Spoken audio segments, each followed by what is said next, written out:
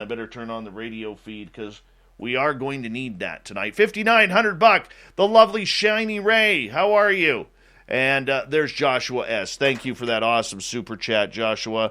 Really appreciate your support of Spaced Out Radio. Remember, the super chat is a great way to support what we do on this show on a nightly basis. So thank you so much to those of you who feel we deserve a little bit of swag from you. Michael Morris, good to see you. Thanks for coming on in. Open-Minded Clarity, good to have you back. We continue on. Fidgety Aura, thank you for joining us. Hi, Go66. Cable Guy Matt is here. Remember, if you hit up Cable Guy Matt, he will give you a free piece of autographed coaxial cable courtesy of Cable Guy Matt. You cannot buy these in stores, people. Limited, one per household.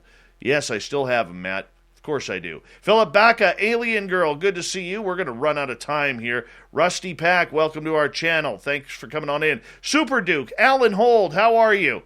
Akryong, how are you? Thanks for coming back for the second night in a row. Gorgeous Pam McSee, thanks for joining us. We got to get going. Horns up. Let's do it.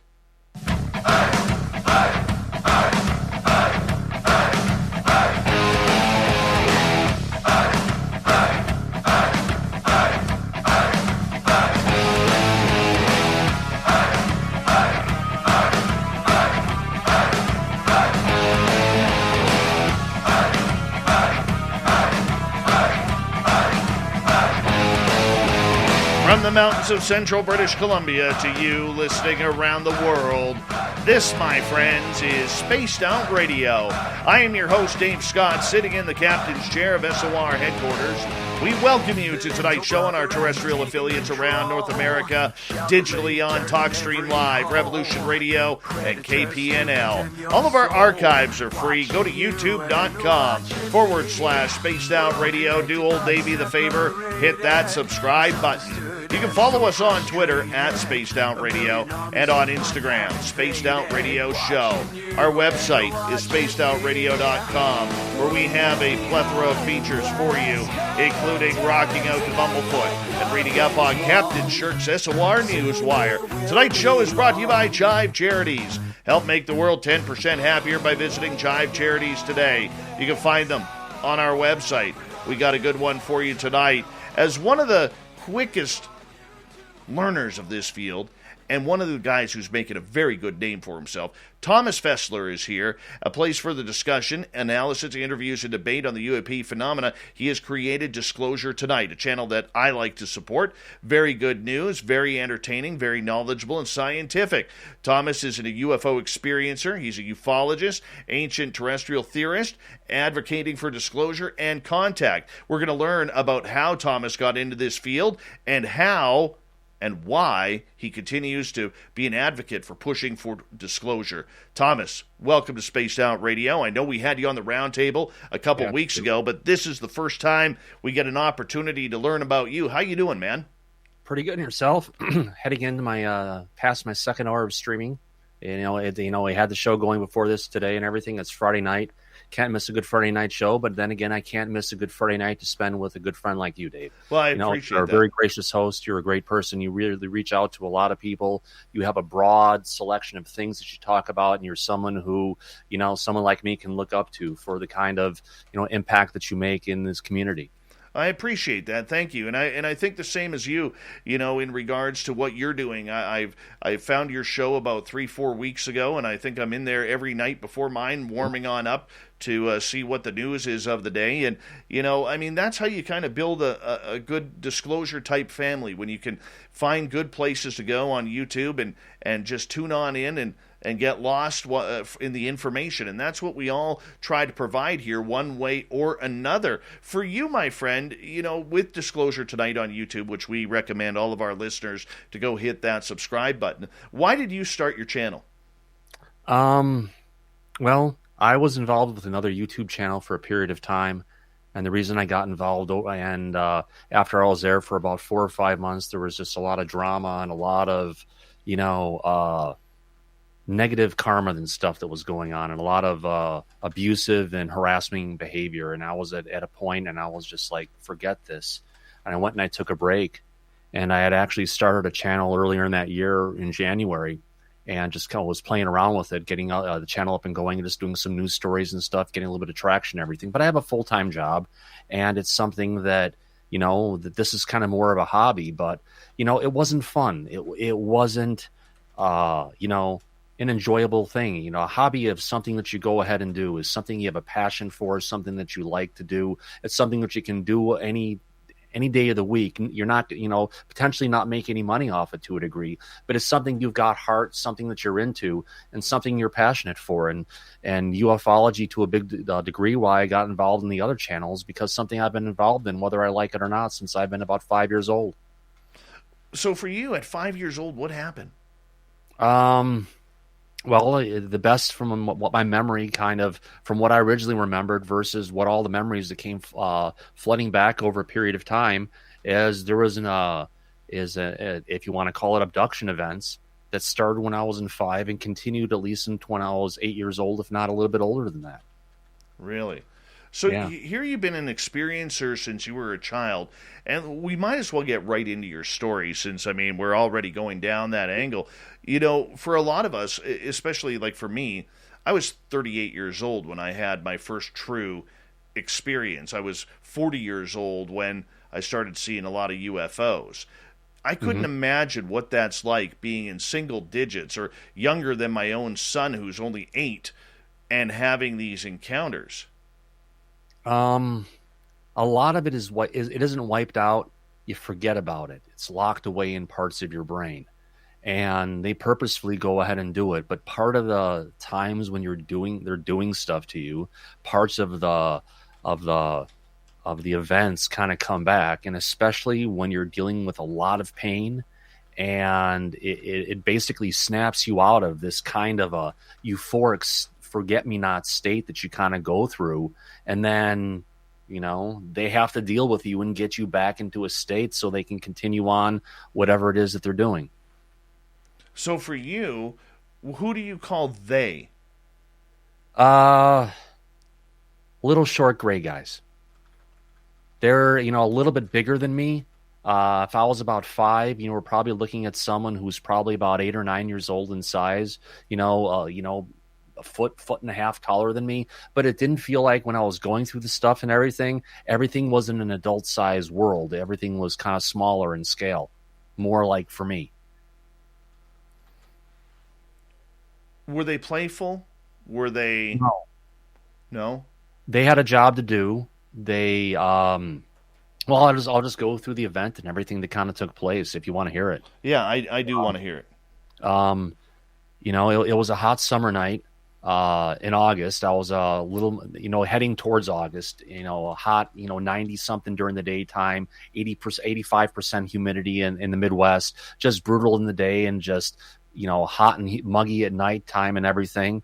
And, this is about several hours after going to bed.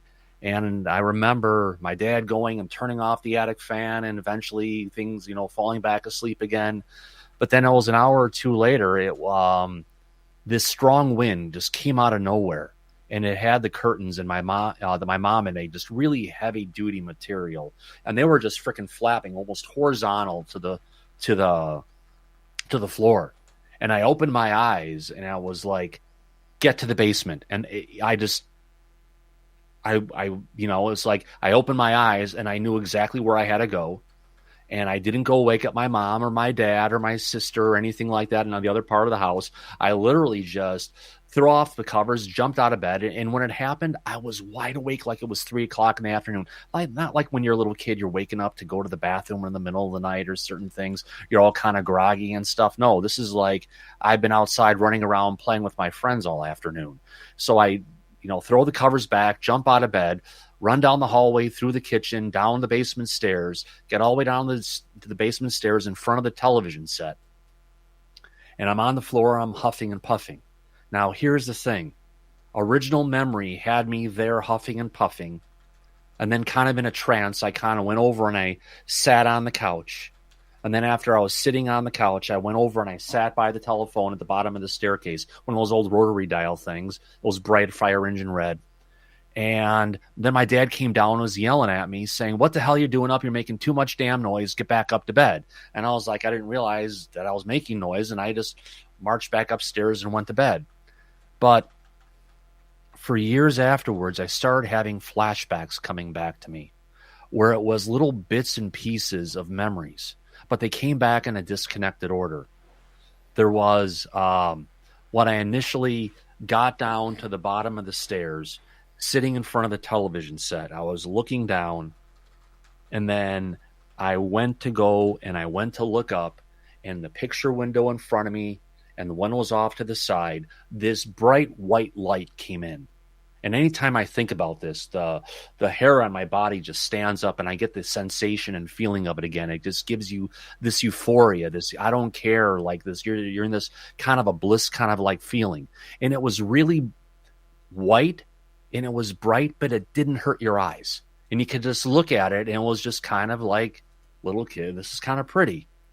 And then I was drawn to the basement door. Now, there were things that I was going and doing, that I was going and walking through. It's not like I was hearing things. I was just going on autopilot, meaning something was drawing me to the door, and I went up to the door, and the door was open. I don't remember opening the door. I remember going through it, looking down, seeing the concrete stairs in the basement, coming up 3 or 4 stairs, went to the side yard, and looking down and seeing the concrete and seeing it in that light and thinking, seeing kind of not really reflections, but just kind of how I was looking and seeing the wet concrete.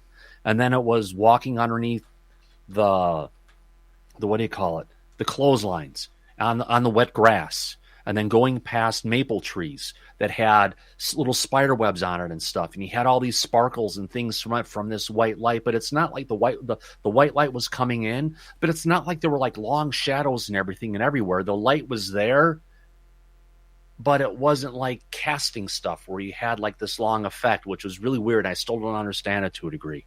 I went out to the middle part of the front yard. Now, we lived in rural Chicago, and this is 1973. And we had a 450-acre field behind me that was vacant. We had a pond next door, so it was another 4 acres. Our piece of property was 1 3/4 acres at the time. So it was a huge front yard. It was probably a good half acre in size just for the front yard itself. So I get out into a good section of the front yard, and then I look up, and there's a big, dark, circular shape with lights on it that are slowly turning with the big central light that's underneath it. And I almost remember when I was looking at the light and I was up close, and it's like you kind of put out my hand to kind of feel it. And it's almost like there was like these little gold sparkles kind of things that were kind of moving around within it. I went from there to now in a craft. I'm not on the ground anymore. I'm inside of a structure. I'm having to believe it's up in the craft. And I'm in this vertical space where I can kind of stand, but I can't move.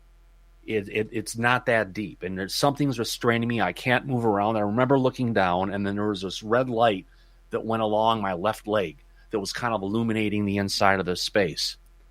From there, I was taken down a hallway that went to a double door thing that kind of opened, and it was more of a circular room.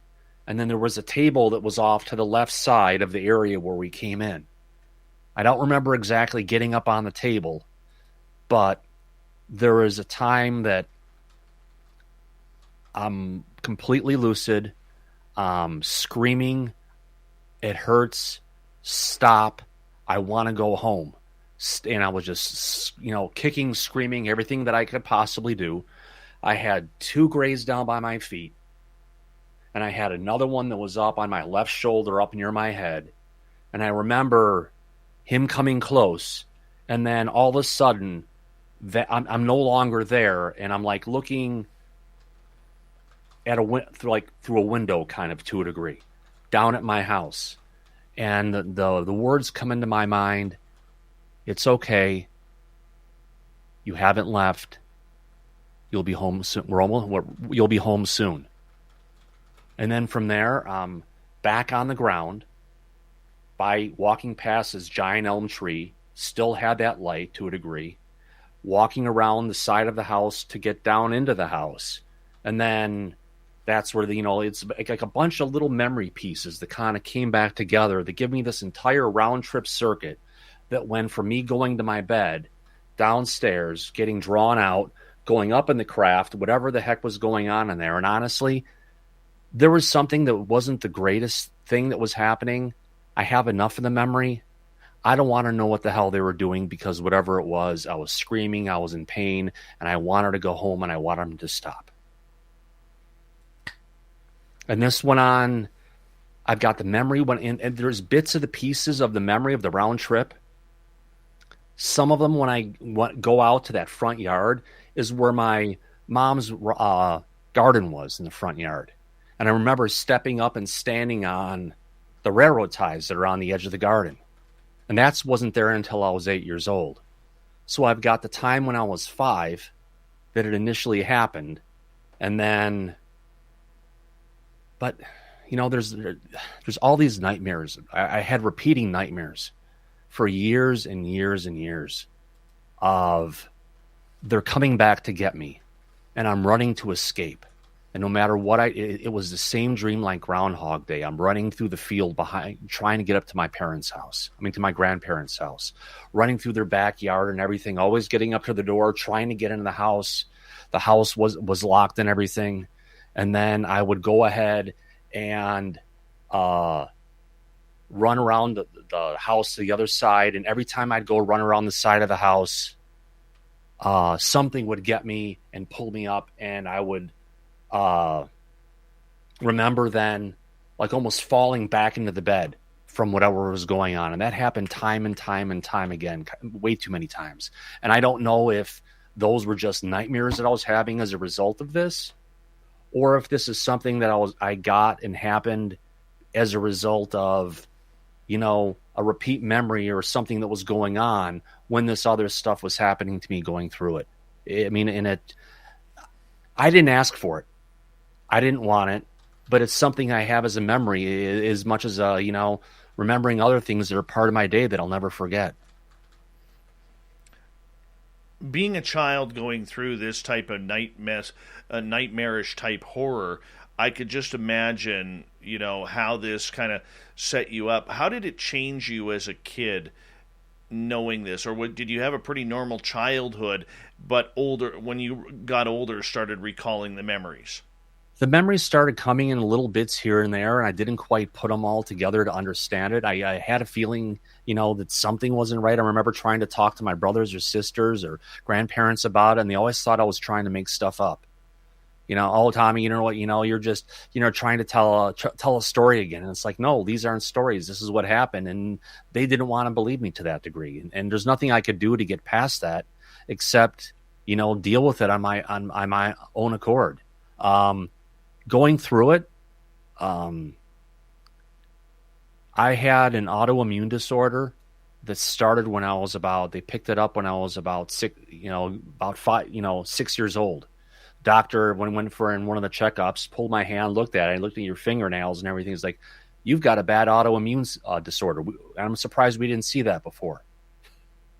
And that went on until I was 8, and I had really bad Crohn's-like symptoms and stuff going on where you just lose control, and it was a real shoddy situation that I was going through, and it was horrible. Kids would make fun of you, they'd pick on you, and other kinds of stuff. But again, this is just stuff that's happening to my body that I had no idea why it was going on. But now you look at it when you're getting older, you look at it, it's like, okay, well, if there was a chance of things going on to a degree, this could potentially be a side effect of it. And it's something that I'd still deal with today. For you, as a child having these experiences and later on in life putting the pieces together, did it continue through your teenage years and into your adulthood? Or was this something that just kind of disappeared as you, I don't want to use the term grew out of it because I know that's wrong, but did it continue for you? It changed when I went to Silva Mind Control with my mom when I was 8 years old. And I learned how to do out-of-body experience. I learned how to do lucid dreaming. I learned a whole bunch of different skills. I came into this and they were just putting you through guided meditation of shutting down your body and then going up and pulling out and everything. And I talked to my mom about this before she had passed away this year. And she was sitting there with black eye, she was seeing blackness. She wasn't experiencing everything. But when they were going through the guided meditation, what's interesting was the color scheme that I was going through and seeing as I was visualizing the stuff and going through the initial steps was bright purple, the same color of the crown chakra. And it's the same energy center that's really strong with me today in a much different way than I was as a kid. But I think having some kind of an ability to, or something that where it unlocked some of my higher self, my my consciousness to a degree, expanded me out. It helped me for some reason. After that stuff went on, I don't have memories of the events of going on with the ETs beyond that point. At what point did you decide that you had to take your curiosity into more of a knowledge base of what was going on? Because I think for all of us experiencers out there, myself included, with me it happened when I was older, going back 10 years now. But for you, did you always investigate this? Did you always kind of look into it for answers? Or did you just wake up one day and just say, I got to do something about this. I cannot take this anymore? It's something that I've known about, and it's something that I've been exploring and trying to figure out my entire life. I think it was in the late 80s to a degree where I was basically convinced that, you basically have a feeling. You look at the planet, you look at everything, you figure, okay, if they're going to be on the planet, where in the hell are they going to be? The bottom of the oceans. Where can they go where humans can't? Where can they go that's easy, where they can get into and out of quickly? And I was so, if you want to call it convinced back then, I wrote a video game concept that I was shopping around to different game publishers based on, it was basically a storyline that the ETs were basically coming to take over they gave us an ultimatum, and they were getting ready to come and basically assert their control over the planet. And the world governments had come together and shared all their crash debris. And they had basically assembled one prototype ship. You were out on the first prototype mission when the ETs basically moved forward with their plan to enforce their control over the planet. And you've got 24 hours to take out 500 sea bases that are from the ETs in order to maintain, the human race. That is very interesting. I'm surprised that, as we got about 90 seconds to go here before we go to break at the bottom of the hour, I'm surprised that, going to Silva really helped you develop your own mind control that really ended what you were going through. I mean, that could have been a dangerous life. Yeah, and it could still be dangerous because even just recently I have a triangle shape that's on my neck. That's these three, it just appeared out of nowhere, and it's like three little freaking round dots in a triangular shape. And I looked at that about a week and a half ago. I'm like, where in the hell did that come from? Because it appeared overnight. Now, I'm not going to say that's that from something to a degree, but sometimes you look at these things that pop up on you, you wonder, is it still happening or not? Because honestly, I've used a combination of samadhi and crown chakra meditation. And I've gone past the regular CE5 where I'm sending out the message to come here now, because we're at a point where we need to move forward beyond this ludicrousy of what we're letting the government hold back on us. It's time for them to, let's get that selfie moment. Let's get that live stream, and let's let the world know what's really out there. Well, we're going to get more into that in hour two. The next half hour, we're going to continue learning about your own experiences and how you take them and what you think is going on. But then when we turn the corner at the next hour, we're really going to get into the juice, man. We're going to get into the juice of disclosure. Is the public ready? Are we really in the know? What's the narrative? There's so much to go over with you. One of the brightest new minds in ufology, in my opinion, Thomas Fessler. Disclosure tonight. Go to Thomas Fessler, that's 2 S's, on YouTube. Hit that subscribe button. We'd appreciate it. We think Thomas puts on a very strong show that you will get a lot of information from. We'll be back with the second half hour of Spaced Out Radio coming up right after this.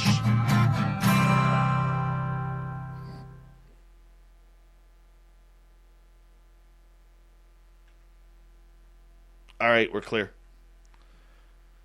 Good times, buddy. Yeah, absolutely. Oh, and I've had paranormal stuff beyond and everything else. I guess once they say a lot of people, once you get involved with dealing with the phenomenon and abductions and stuff, it opens up your perception of stuff. Yeah, that's what happened to me. My guru, Pascal, I will never forget his words. He said, "Come on, let's go for a drive. Let's go for a drive." He always wanted to go for a drive. And one night I said, okay, so we just started talking, small talk. What do you think about all this? And then eventually he said, how far down the rabbit hole do you want to go? And when I said all the way, yeah, it was all the way. I agree with you 100% on that. It got to the point with Pascal where he would be like, okay, you've done this and this, and you've seen this and this now. What do you want to see next? And I'd be like, Sasquatch. Like 6 months later, we run into two of them, my buddy and I, in his backyard. And then Pascal kept on working on me and trying to convince me about going after UFOs and aliens. Right? And nice logo. Well, I had to put it up. We both clicked on it at the same time. Thanks, Spooky. Yeah, appreciate you, man. Yeah. But I mean, that's what happened to me. And Pascal and I fought it. I remember saying to Pascal, I saw fire in the sky. I don't need that shit happening to me. Right? Yeah. And he goes, well, what if I see I'm not afraid anymore. Yeah. But the thing is, you can't be afraid, because if you're afraid, it's in control. And when I can actually go and I get my immune system back again, which I don't have right now, the first place I want to go is somewhere in the Southwest with Ted Rowe, and there's a place where it's just unbelievable where the involvement with the phenomena is, and it's the scariest place you could possibly go, but it's the first place on my list. Hit me up. I'll go with you. Oh, yeah. Let's rock and roll it. Oh, yeah. I'm ready. It's just like Samantha Mowat's always like, come on up, man. Come on up. Let's go camping. Yeah. She goes, we'll get something. And, I think the one experience that I would like to know what happened the most that I've had is I remember I was in a dream state, and I was talking to a friend of mine down in North Carolina. And it was weird because it was still winter time here. Like, it was mid-February where it's really cold, but in my dream it was springtime, and I was wearing shorts and a t-shirt, and I was talking on my cell phone at the bottom of my driveway where my carport is, and I kind of looked to my right and I said, I better go inside. There's a UFO over there and I don't want them to take me. Well, the UFO starts kind of heading diagonally towards my house, and I realized that as I was trying to get underneath my carport to go into my door, that I was actually walking up, and all of a sudden I was even with my patio and then even with my roof, and I kept yelling at them. I told you I didn't want to go today. I told you I didn't want to go today. Next thing I know, I wake up as I'm falling about 2.5 feet, maybe 3 feet, I don't know, don't want to exaggerate, into my bed. Yeah. And I'd never had that before. And that's one experience. I talked to my buddy R. Keith Andrews about that, and he said something that actually made a lot of sense. He's like, Dave, when they start to take you, they can't just stop the process. That'll screw you up. They have to take you on ship to bring you back down. They can't stop the process halfway. So interesting. I would like to know what that's all about. Well, the memories are there. It's just a matter of unlocking them. And it's like we have these circular structures in our brain. And when we try to access the stuff, it's like it rotates and it prevents you from getting access to it. But if you can get to other memories that are within that particular segment, you can jump from memory to memory, but you can't directly access it at times until you can unlock it. It's like a Chinese puzzle box, and you just have to keep on trying and trying to get there. Absolutely. Well, I'm gonna be doing something about it. I might start this week and go from there. But give me 1 second. Big thank you to Spooky, to Ozzy Rob and his Ham Hawks, Snakes on a UFO, Cat Chaser, Chad Smith, Joshua, and Triple Ack for until we're on again. About 1 minute. Okay, I'm going to grab a drink. I'll be right back. For the super chats, really do appreciate your love and support. Thank you to all the veterans who are tuning us in. We appreciate you. Here we go with the second half hour, everybody.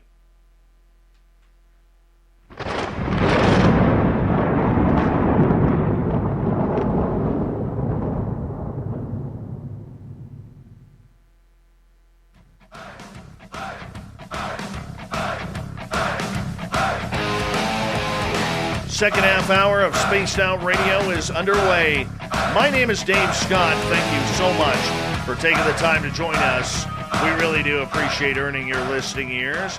Want to remind you that if you've missed portions of this show or others, check out our free archives by going to youtube.com/Spaced Out Radio. Do old Davey the favor, hit that subscribe button. Our website is spacedoutradio.com. We have a plethora of features for you, including rocking out to Bumblefoot and reading up on Captain Shirk's SOR Newswire. Check out our swag as well. Follow us on Twitter at Spaced Out Radio and on Instagram, Spaced Out Radio Show. We continue on tonight with Disclosure Tonight.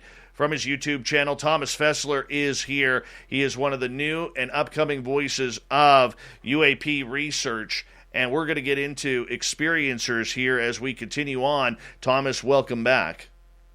Thank you much, Dave. I appreciate you having me here tonight. Absolutely. It's great we can talk about the experiences because really, like Grant Cameron always talks about, we're the key, like the key I have on my neck here, to go ahead and be able to unlock and be able to connect with this non-human intelligence that's part of our planet and has been for a long time and part of humanity.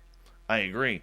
I absolutely agree. What do you think the purpose is of being taken? Tough question, I know. I don't know exactly. I know, but as part of it, as part of their communication that you get with it, it almost leaves a quantum string that you can use to phone home to a degree. But there's an upgrade that goes in our brains that enables more stuff that people can perceive where normal humans get so much and go beyond it. But there's observations that are going on to our body, whether they're changing things in our body and everything to a degree. It's scientific, whatever it is.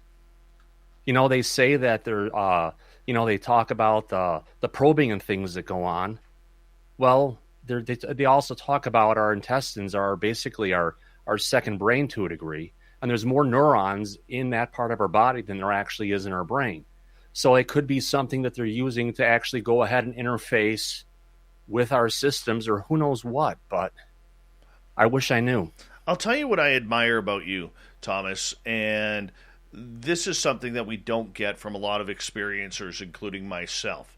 I can sit here and talk stories and ask questions all night long. But the one thing I admire about you is you have a real knack for being able to break things down at a near scientific level in order what's happening, to kind of give you an overall overview of the phenomena as it's happening and when it happens. How did you develop that in order to try and make 2 + 2 = 4?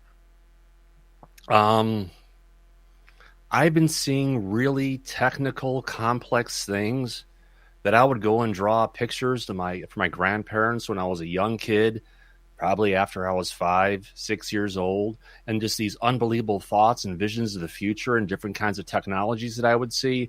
And I would constantly go ahead and just do all these really technical diagrams that I would, draw these pictures and go ahead and explain to my grandparents about it. It's just an ability that I have to access a lot of information that just comes into me, but it's also being able to amass a bunch of information and retain it. Not always in the exact details that I need, but enough of it to be able to see the big picture on things. And a lot of times, we say all these different things are so difficult to be able to understand and get there. But the reality is, all of the things that we're trying to understand are really simple. Because if we get to the point where we finally figure it out, we're going to look behind us, and it's just going to be a whole bunch of really small, simple things that's going to require us to get there. And it's just a way that I've seen things my whole life. Do you think you got downloads in order to do that? Were these maybe put in by the extraterrestrials at a young age, that you were able to see things and draw things that maybe you weren't able to? I think it's more of an expansion of consciousness to a degree. Maybe the things weren't put in, but the connections were put in to allow me to access or for the information to flow into me. Does that make sense, kind of? Yeah, it does. I mean, look, I know you're not a scientist, okay? I know that you're just trying to make the best of everything and study what you do. Have you found any patterns within your own experiences to what you see going on with other people who have had experiences? Yeah. There's this thing that comes out of it that a lot of us have that's kind of put me on the mission where I've been at right now, what I'm still going towards today. I don't know exactly what I'm going towards and what I'm going to have to do, but I'm prepared to do something big, and I know what's going to be required of me, and whatever it's going to take to get there, whatever I'm going to have to do to make the connection with that, with humanity, I don't have a choice. It's something that I have to go. I'm going to go through, and whether I like it or not, it's something I'm going to be a part of. Okay. Please don't take me the wrong way here, but that's saying a lot with saying very little at the same time. So what do you mean? Like, go into detail for me in regards to what you think your role is, because I think everybody who has an experience is trying to figure out what their role is. I'm trying to figure it out. I had no intention of getting back into radio when I left radio in 2007. Yet here I am almost 7 years into this show because I feel this is what I need to do in order to bring light to this subject on a more journalistic level. But for you, what do you think that purpose is? It's about communication. It's about bringing people understanding. It's about bringing people together. It doesn't matter if we're black, brown, white, yellow, gray, whatever it is to that degree, to understand that we are all one underneath this as part of it, and to help people and to help us and humanity understand, our part in this overall piece and whatever it's going to take for us to get there. I don't know how I'm going to get there, what it's going, but it's kind of like I'm on your show now. I've got Disclosure Tonight going. I'm starting to work with more and more people who are all part of this. And if you want to call it networking, it's not really sometimes about what you know. It's about who you know, and it's something that I've been really, really good at since I've been a small kid. And it's about expanding that network out to find the right people to work with to enable us to get to that point.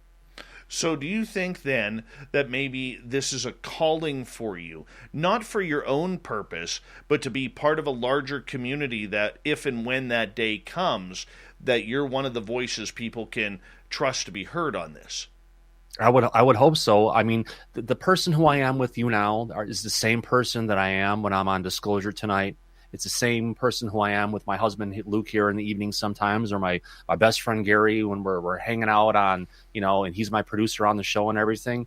It's just, I'm an honest person. I don't come on here to tell lies or to take bits and pieces from other people's story and to tell bigger tales and to try and get stuff in here. I try to give people the honest to damn truth as much as I can put it there. And that's why I say a lot of things in Disclosure Tonight and everything. Stay in the center where it's safe. You can look at all these different things that are out there and around it, but,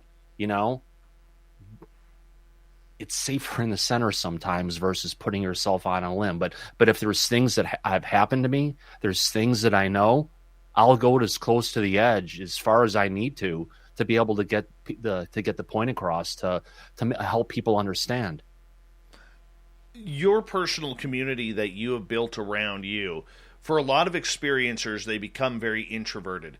They don't know who to talk to. They don't know who they can trust. They don't know who's got their back and who doesn't. How has building your own personal community affected you in your reach to try and bring these stories and these phenomena to the public at large? It's helped me see who I am to a degree. It's helped me grow as an individual, as a person, to see how to communicate, how to connect with people, and I guess how to move it forward to a degree. You know, I haven't stopped learning since I was a small child. I'm still learning new things every single day, with whether it's respect to, you know, technology or heck, even better ways to cook and do different things to that degree, or different things with respect to the overall phenomenon that it is. Oh my God, hold on. I got to say hi to Betty Double Kick Chick. She has been missing since she got attacked by the moron, and I am so happy to see you. Please stop by again. We miss you greatly. Yeah, first time in a long time she's been here too, so we're glad to have her here as well. Always a safe home here at Spaced Out Radio. Yeah, absolutely. And it's a safe place on my channel too, because I've been bullied, I've been abused as a kid since I was a small kid, going through my whole life, and I hate morons who go ahead and attack good people, and that's why when I just saw her pop up in here, it's just like I'm so happy to be able to see her again, because she was a great part of my community. You connect with the people of your audience. It's like an extended family. Absolutely. I would 100% agree with you on that. I want to ask you, in regards to your personal life, you know, with your friends, your husband, your relatives around you, do you tell a lot of people, do you talk a lot about this subject, or the people that you surround you with experiencers as well? No. I haven't, within my close, some stuff happened with my brother. My second oldest brother, he's never come clean and told me yet. But when I was talking with him on the phone a couple days ago, he was alluding to other kind of stuff went on in Medina Road that he hasn't talked about yet. And that's where I grew up back in the Midwest. And it was, so there are other people in my sister saw stuff. My brother had seen things, as whatever it was. Have I ever gotten the complete details out of me yet? No, I haven't. Would I like to? Yeah. It would help us all of us understand whatever was going on. As far as my friends growing up who I talked to about this, the friends that I have now, no, I don't have a lot of friends. I mean, there aren't a lot of people this potentially happens to. So, I've got friends who are on the internet to a degree that I've talked to a degree, some that are here and there that I've communicated with that have had issues. I know John Carty has talked about different things that he's gone through, and I try to use my experiencers and the different things that I've gone through to help them understand some of the stuff potentially, and to help to get them to try and remember it and just be able to have it, to deal with it, and not let it tear you apart, because you can't, because it's nothing you could ever have stopped. It's nothing you can ever have prevented. There's nothing you could ever have done to have it happen any other way. Yeah, it's happened to you. And a lot of people say it's all cruel and it's horrible and how could they do these things to people? But all I have to say is look at humanity. Look how we treat our fellow man. Look how we treat every other almost living organism and the biosphere itself of our planet Earth. We're all Earthlings. But we think we're this higher source that can go and destroy everything. But we really shouldn't be doing that. I want to ask you in regards to, as we're going to get into next hour, more of the UFO stuff, what is happening in the news of the day with everything. But leading up to that, the one thing that I have noticed since the To the Stars Academy came out in 2017 is we've really seen the life of the experiencers and their interest in the phenomena really pushed to the side. And I can understand why, because it's anecdotal evidence. It is something that is unprovable for the most part. A lot of people want 15 minutes of fame. They'll say whatever they can to get that popularity. I get that it cannot be trusted because There, 9.9 times out of 10, we're not going to see a photograph or a video. We have to take someone's word for it, and we don't know that person in order to trust them about it. That's the hardest part. But That's the hardest part. But my question to you is, why do you think in the last 4 years especially we have seen this newfound dislike? I don't want to use the word hatred that I've used before, but I'm going to say dislike for experiencers, that every time someone wants to mention an experience, it doesn't matter whether you're on UFO Twitter or YouTube or just in general chats, we see the experiencer really start to get ribbed and ridden for even speaking up about what happened to them. Well, it's part of our society. We go ahead and we look at astronomers, physicists, geologists, archaeologists, all these different people who do all of this different research and try to figure stuff out. They've got papers that are thick in binders with all their sources cited and all the different stuff going on. Yet every single piece of information that they have is criticized. It's gone down to an nth detail. They want to take the whole thing and throw it out. So really, as an experiencer, I mean, people to a degree can go ahead and question it, because some of the stuff that you sometimes hear, there's a question of where does it as an experiencer and some of the things going on, and where is some of this stuff with regards to psychological issue with a person versus things that actually went on. Because even there's just some things like in Jolly and other stuff, you just scratch your head and it's just like, it's a little bit over the top. And when you see drastic changes in the individual from one scene and setting to the next to the whole bit, ufology is such a big thing where everybody just wants to hear more and more and more and more to a degree. And you've got these actors who are out there to a degree who are, their personality is bigger than the actual stuff they're going on. And they'll go to these UFO conferences and they have their upfront fees and their must-haves and all this different stuff. And there's a lot of information that's being shoveled out there to a degree that is questionable. I've got my, Mickey Mouse. I've got my, tinfoil hat for a main reason is because there's a lot of things that have been added to ufology specifically because everybody is willing to eat it up. And if you want to say there's all of this stuff here, there's a core of it, of information that's actually real. And a lot of the stuff that's around it may not be. So, it's good to question some people to a degree.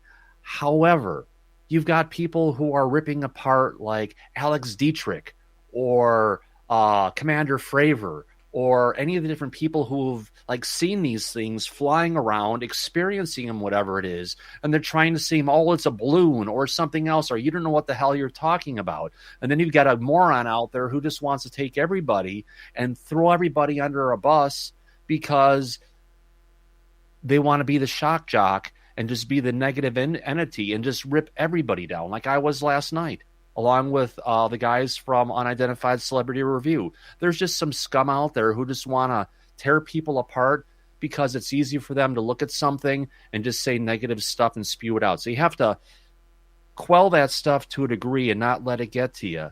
But all you can do is answer questions, try and get something across. But if there's people who don't want to understand or they don't want to get to it, there's nothing you're going to be able to do to win them over. Sometimes you just have to let them to be that crazy meth head on the corner of Seattle who's yelling insults at people when you're walking past. But you just have to consider the source, because anywhere you go, there's going to be hecklers. There's going to be people who are doubters. It's like that with anything. So experiencers aren't any different than any of the other parts of society, and it's really a reflection of how society is as a whole.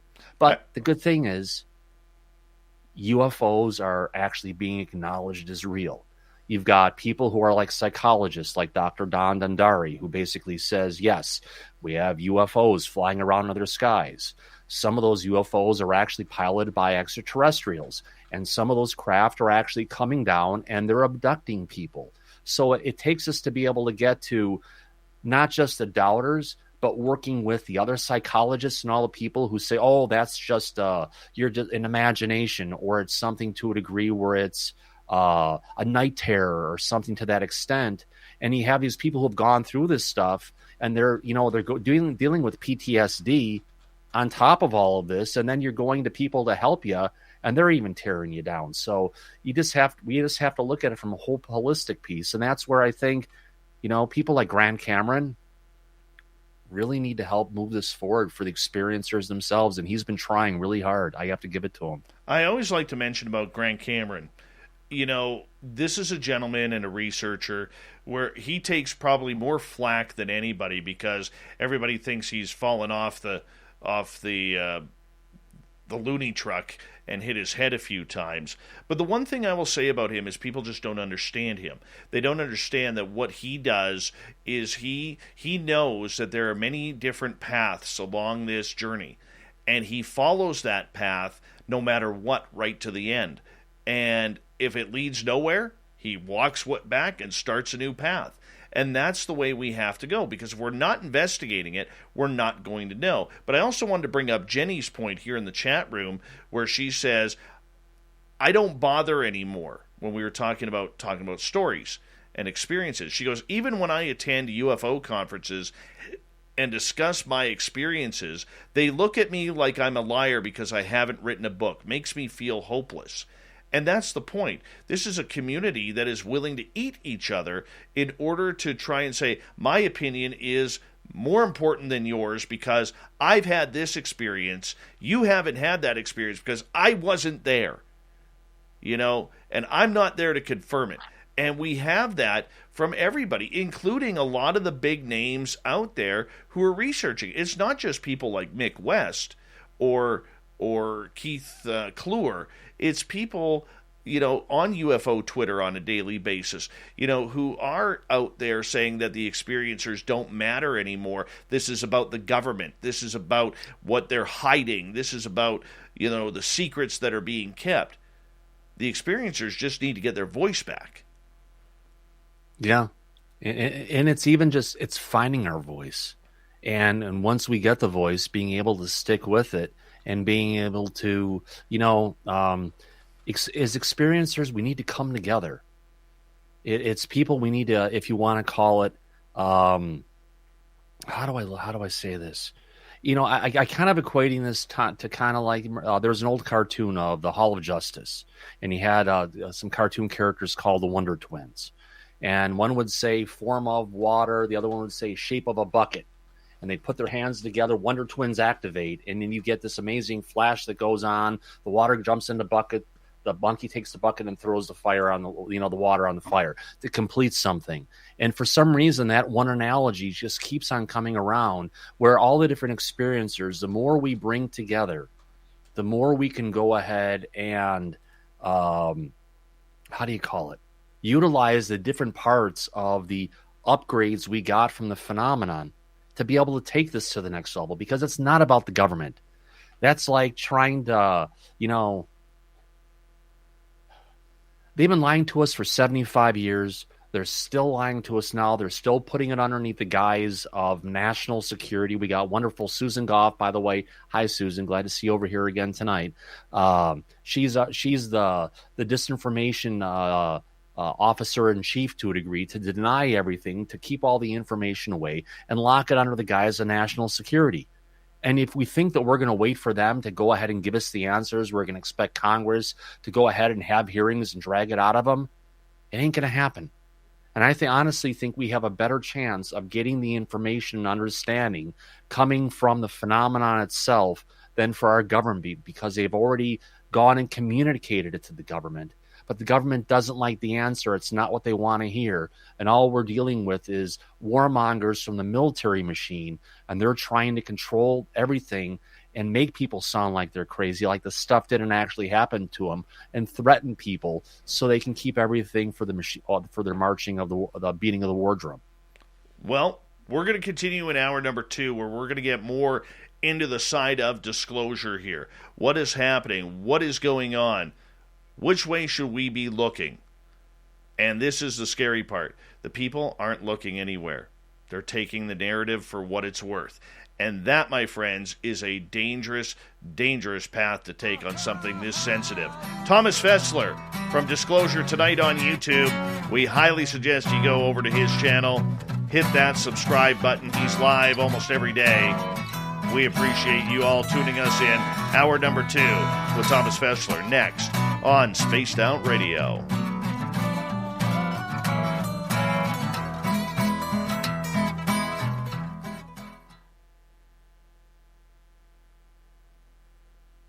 Hey, Dirty Filth, how you doing, buddy? We're clear. It's good times, man. Yeah. Another way to look at this just kind of popped up in front of me. The experiencers are the key to solving this. You wouldn't hire someone for a skilled job with no experience, would you? Very important rules. Yeah. Very wise words from a very wise man.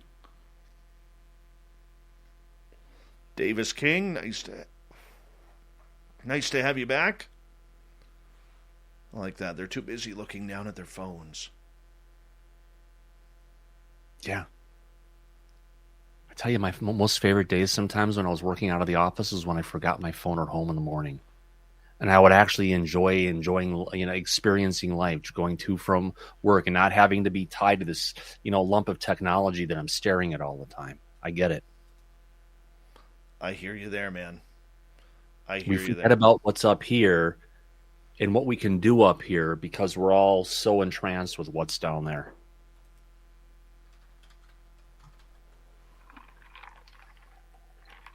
What you drinking there? What's the beverage? What do you call it? Coke, zero sugar. Very nice. Ooga Booga cup from Bob Chin's Crab House in Northbrook, Illinois. I haven't had a soda pop since June 1st of 2020. Wow. And, dude, I was drinking anywhere from 2 to 6 Pepsis a day. Yeah. And I ballooned up like Gary anything. goes almost to a 2-liter Pepsi every day, doesn't he? What's that? My producer, Gary, almost drinks 2 liters of Pepsi every day. Oh, Pepsi's so much better than Coke. Yeah. So much better. At least that's what I think. My opinion. That sugary taste. Now, quit that and trying to, I don't know. I almost want, it's almost one of those things where I'm thinking, yeah, maybe the cool thing to do at 48 years old now is to try and get a little bit healthy. You know what I'm saying? Yep. I don't know if it's working or not, but we'll give it a try. What the hell? Yeah. I mean, what's it really going to do? Help you naturally, can help anybody naturally lower their blood pressure. Yeah. It actually goes ahead and relaxes the constriction of the veins, which naturally lowers your blood pressure. Yeah. Well, I'm down 3 pounds this week. Wow. Yeah, this week. And I'm pretty happy with that, but... Well, you've got kids and everything there to go and take care of, dude. and you got a whole family there, so yeah, it's good. It's a good thing. Yeah. No, if you saw how many glasses of water I have on my desk right now, you'd laugh at me. 1 bottle and 2 glasses right now. Oh, I wouldn't laugh at you, Dave. I'd laugh with you, but not at you. If you said something funny, I'd laugh at you. Oh, yeah. Face for radio, dude. I laugh all the time when I look in the mirror. So I'm working on it. Oh, man. Have you seen the new series of American Horror Story yet? No, I don't have time to watch TV. But they've got a really cool part where it's going back to Roswell and dealing with Eisenhower and his dealings with the extraterrestrials back at the time and the deals they made. It's a pretty good one. The last couple episodes were freaking great. That the one thing that I have learned through all of this and the narrative that I have seen, and maybe we'll get into this on the show. Let's wait a couple of minutes here, and I'll get into that on the show, because I think it amazes me how many people do not believe that there is a narrative out there. that they're just willing to take it. I mean, Lori, I had this conversation with Lori and Fenton about a year and a half, 2 years ago, and we still talk about it every now and again, which is, for years, like even when I got into this field like 6 years ago, I was always told, the government's not going to help you. Don't trust anybody from the government. And then all of a sudden TTSA comes out and everybody's trusting what the government is saying. Like, the only thing TTSA accomplished was zapping millions of dollars out of Tom DeLonge's personal accounts. The only reason that place is still going and everything is because he's been taking and pushing piles of money into it to keep it around. Yep. I hear you. Which he doesn't have that much anymore after his divorce. Oh, yeah. Mm-hmm. We got about 1 minute here, brother. Is that a hookah pipe? No, it's a vape pipe. Oh man, I always want to. When I'm in Vegas, I always see these hookah pipe lounges. I've never stopped in one. We actually have them around here too, I think. But yeah, do they? I want to try that. I actually have a hookah somewhere upstairs in my closet that I've never used. Dude, you got to rock that on your show, man. You got to rock that on your show. You can't sit there with a hookah pipe, sitting in your closet. That's terrible. No, it's been sitting there forever. I need to get out of the box and actually use it. But, oh, God, you'd have to put so much freaking weed in there to go ahead and smoke it. It'd almost be a waste. I know, but... All right, hold on 1 second here. Thank you to Spooky, Ozzy Rob, Snakes on a UFO, Cat Chaser, Chad Smith, Joshua, and Ack, Triple Ack, that is, for the amazing Super Chats. The Super Chat is a great way to support what we do on this show on a nightly basis. Thank you for all the veterans who are tuning on in and all our regulars and new people. Don't forget to hit that subscribe button. Here we go. You're listening to Spaced Out Radio with Dave Scott. Follow Dave on Twitter at Spaced Out Radio and on Facebook, Spaced Out Radio Show. Hour number 2 of Spaced Out Radio is now underway. My name is Dave Scott. Thank you so much for taking the time to join us. We really do appreciate earning your listening ears wherever you are on this planet we call Earth. Want to say hello to everyone listening in on our terrestrial affiliates around North America and digitally on TalkStream Live, Revolution Radio, and KPNL. All of our archives are free. Just go to youtube.com/Spaced Out Radio. Just do old Davey the favor, hit that subscribe button. The Desert Clam has set the password for tonight in the SOR Space Travelers Club. Magianism. There we go. Or is it Magianism? One of the two. The Clam sets the password each and every night right here on Spaced Out Radio. Our website is spacedoutradio.com, where we have a plethora of features for you, including rocking out to Bumblefoot and reading up on Captain Shirk's SOR Newswire. Follow us on Twitter at Spaced Out Radio and on Instagram, Spaced Out Radio Show. We continue on tonight with Thomas Fessler from Disclosure Tonight, a great new YouTube channel dealing with the be-all and end-all of what's happening in the world of UFOs. Thomas, welcome back. Thank you. Appreciate it, Dave. Can't say how much I appreciate you having me on here tonight. All right, dude, let's get into it.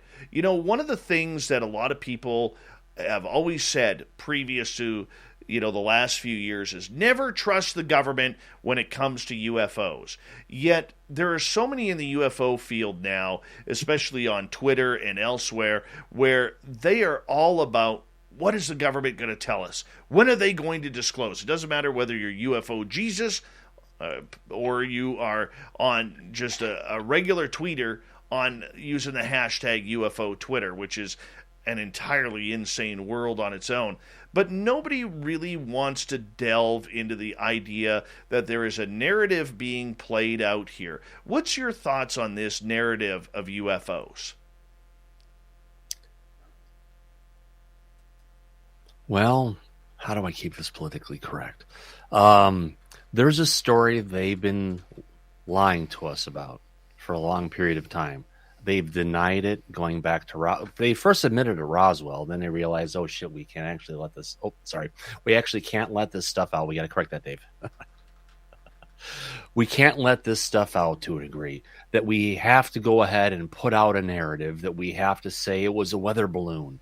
there was something that actually went on, that it was something that we didn't think that what it was. When there were events that were happening in Australia, the United States government was over there going to teachers' houses, telling them and threatening them to go ahead. And if you go ahead and talk about this, we're going to have to say you were drinking on the job. And if you're drinking on the job as a teacher, you'll never be able to get a job as a teacher again for the rest of your life. And this kind of, if you want to call it manipulation of the general public, of from mass sightings to small sightings, has been going on for a very long period of time. So the reality of it is the narrative has been there. They've been, and why have they been going to control it? Because it basically comes out there and lets them know that they don't have complete control of everything. That, well, even though the United States really doesn't have, we have borders and we don't have borders, we want to think that we're a sovereign country and we're in control of everything. If we can control the people who are coming up from Southern America, South America, Central America in the United States, why are we worrying about some actual ETs that are flying over our different, over our country and installations? Or, for that matter, is if there's a dialogue that they're getting communicated from the ET, but the schmucks back in Washington don't agree with it, they're going to do whatever they possibly can to get people to be hoodwinked and think about something else and, push it over here versus when the reality is actually over here. I mean, there's been a great brainwashing going on from the mass media, call it Operation Mockingbird, which we've seen in play for many years in many different parts of the government, in many parts of our media. But, people are like sheep, and a lot of them just go ahead and follow along, and they hear something on television and they want to believe it, so they go along with it. The problem is, it's like trying to get people to understand the reality of the situation, but they're still getting this overall stuff going over the noise that's been going on that's taken their perception of where it should be, and it's pushed it off into the ether. Does that make sense, kind of? I think it does, but I want to ask you this. I want to take this a step further, if you don't mind. Because the way my mind plays is I like to read between the lines. Because the one thing I learned in journalism after nearly 10 years is that there's always the real story in between the lines.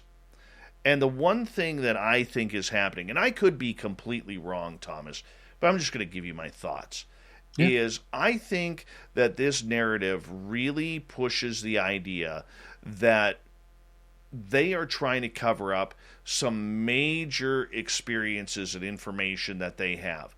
They don't want what they have at Roswell to get out. Crash retrievals may come out, but what actually is there, whether there was live bodies or not, they don't want that coming out. They don't want it coming out if, perchance, Eisenhower did meet with extraterrestrials to cut a deal. It opens us up to all of these conspiracies that we have thought as either people pulling the wool over our eyes like Bob Lazar or the Eisenhower story. It opens this all up to now a plausibility that there may be a hint of truth regarding all of these subjects, from Foo Fighters in World War I to everything in between, that they don't want us to know. And if you control the media, you control the narrative. And when you control the narrative, the public is not usually going to ask questions. The smartest thing the TTSA ever did was they said to the media, who never wanted to cover this story before, look, we're going to give you the guy who ran the program. We're going to give you the ex-DIA guy who worked with presidents, both Republican and Democrat. We're going to give you the fighter pilot. We're going to give you the state senator. And we're going to give you what you need. Don't worry about anything else. We got it covered for you. We'll handle the story. All you got to do is ask the basic questions. And I just think it opens up, it closes the media off to asking the real questions like Roswell or the Phoenix Lights, but it opens up the door to say, look, some of these may have some plausibility here. What about the sighting over Chicago O'Hare? Absolutely. There's a bunch of sightings that are over the Midwest, over Illinois, where you had giant ships that were almost miles across, besides the one we've had down that they saw for the Phoenix Lakes. And this has been going on for a long period of time, but it's just, for a while I had to look at it. It's like, take a cruise, see the planet Earth before the humans destroy themselves. It's like, why are these huge ships flying over these places? It's like, they're sending a message, but there's so many sheep out there who have been programmed who don't want to, take it for the truth that it is. So do you think that that's what the narrative is trying to control what conspiracies are proven true or not? And how deep does that go? Well, what kind of deals have been made? What kind of assurances have been given? What kind of things have they traded for the technology that they've gained over the period of time? How many people have suffered because of the different things with respect to their activities? So, if there's a lot of nefarious things that our government has been involved in, they're going to do everything they possibly can to cover up their trail of the stuff that they've done, because they don't want to have to pay the price for admitting it. Out of all the conspiracies that are out there, whether it's the Phoenix Lights, Chicago O'Hare, I don't even think those are conspiracies. I think those are actually legitimate sightings. That's your opinion, and I'm saying this. I agree with your opinion, but how many of these do you think the U.S. government is afraid to get out to the public that it is happening right under their own citizens' noses? All of it, as much of it, because it basically shows that they're not in control, that we are not the world's leading power of stuff, that there's another intelligence that far exceeds us, maybe by 1 million years of advance of technology, and we're basically, if you want to call it, low-hanging fruit for any of this stuff, and they're way up here, and they don't want, imagine if the president got on television to say, yeah, we've made, they're extraterrestrials, they've been coming to our planet, they've been here forever, they've been going and taking our citizens for the last 100, 200 years, they come and do what they want, they take what they want, there's nothing we can do to stop them, their technology is far superior to ours, and they can stop us with a blink of an eye. They have bases on the bottoms of our oceans, and there's so many they could overwhelm the human race in a matter of seconds. So if they got up there and they said that, you'd have people shooting at everything in the sky, going crazy, because at least that's what they think to a degree. But now, it's close to 50% of the people in the last big surveys that went out were close to that 50% mark that are believing that, yeah, there are extraterrestrial craft, and yes, they are piloted by extraterrestrials. We're getting beyond that, just the fringe, and it's coming into the mainstream. And I think they're afraid of it to a degree. I mean, we've got Elizondo, who's been going around giving a lot of good information, but there's a lot of innuendos. There's a lot of breadcrumbs that are dropped. There's a lot of things that are said that if anyone was under any non-disclosure that I had been under from Disney, I would have been hit with a cease and desist. And his butt would have been in jail for what went on for some of the stuff that was disclosed. But the reality is, he's fighting against the Department of Defense to get this stuff declassified. But he's a government contractor who's fighting against the Department of Defense to get this declassified. So technically, we have one party of the government who's fighting against another party of the government in an open forum, taking it to the public. But you could say the same thing about Bob Lazar. But Bob was only someone who said he worked there. Here we've got someone who actually headed up ATIP. Very true. A big difference. And he was an intelligence officer. And there's a chance he's still an intelligence officer. He is. He is. Luis Elizondo may have changed roles, but he is still well involved. And for anybody who does not believe that, you need to go and listen to him talk, because he even admits he's still working for the U.S. government. He admits he's a government contractor. Yes. He did that after, it was like 6 months ago at least, on the Unidentified Celebrity Review. He has, and at the time when he said it, I'm a government contractor, and that's all I'm prepared to say at this time. Okay, it's been 6 months. It's been 6 months since he said it. He's coming on disclosure tonight on October 18th. I'm going to try and get an answer out of him because, okay, you've had 6 months. Give us some additional information on it because I think it's something that could help people understand who you are in the battle you're actually fighting. I want to get to a story here that you covered absolutely fantastically. And this is in regards to Albert Einstein's former assistant, that Mr. Braglia. I apologize. Forget Anthony Braglia, yeah. Anthony Braglia. He's actually coming on my channel tomorrow to talk about it. Okay, great. And let him know that we have sent information to him to ask him to come on. I mean, if this story is true, that Einstein's assistant was actually telepathically communicating with a surviving alien gray from the Roswell crash, this is game-changing. Yeah, but it aligns to the aerial school too, Dave. Okay, first off, before we get too deep into this, explain to our listeners, summarize to our listeners what happened here. In aerial school, there were kids out on the playground. Flying saucers came and landed.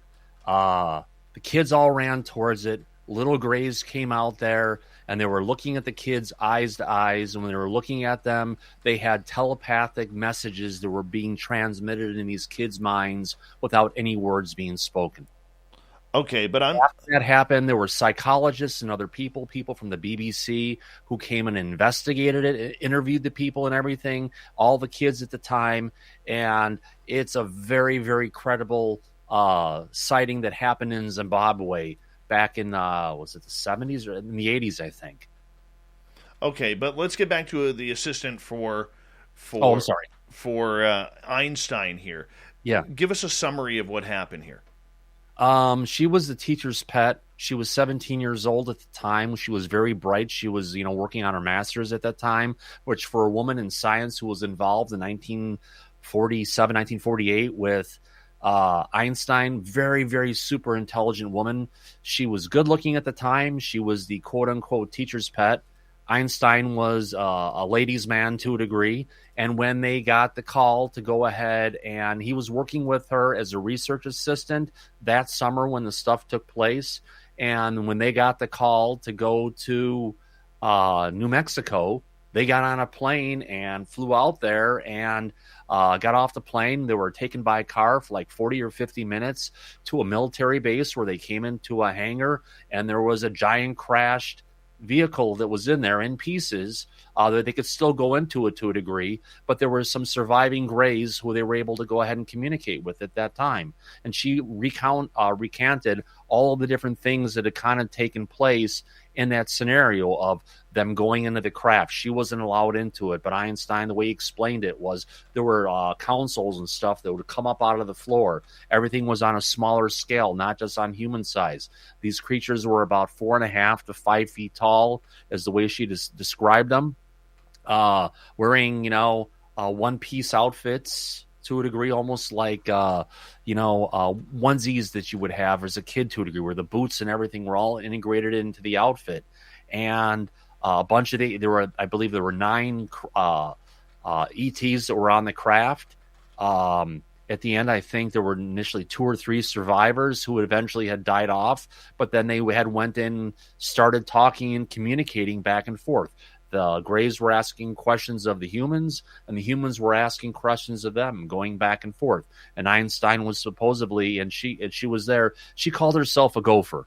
She was there kind of going things, assisting Einstein in the different stuff that was going on. She didn't have a major role in it because she was like the teacher's pet for the summer who was hanging out with Einstein and, learning things from him.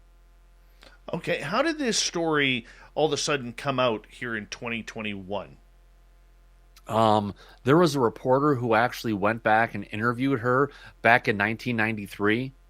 Anthony Braglia has been going and researching and write numerous papers about the Roswell incidents and about the materials that were trying to follow a chain of custody to Battelle and just trying to analyze this from everywhere else. Well, he had heard about in a particular book about the person who had actually done an interview with her, and he went and he actually tracked her down got his hands on one of the tapes that was transferred across to a digital format, and he was able to share 18 minutes of the first tape. Now, apparently there's another tape that's there, but they haven't found it yet. And if he can help her find it, that's going to be brought out as well. So this is just someone who's a phenomenal reporter, someone who's gone and done a lot of research on it.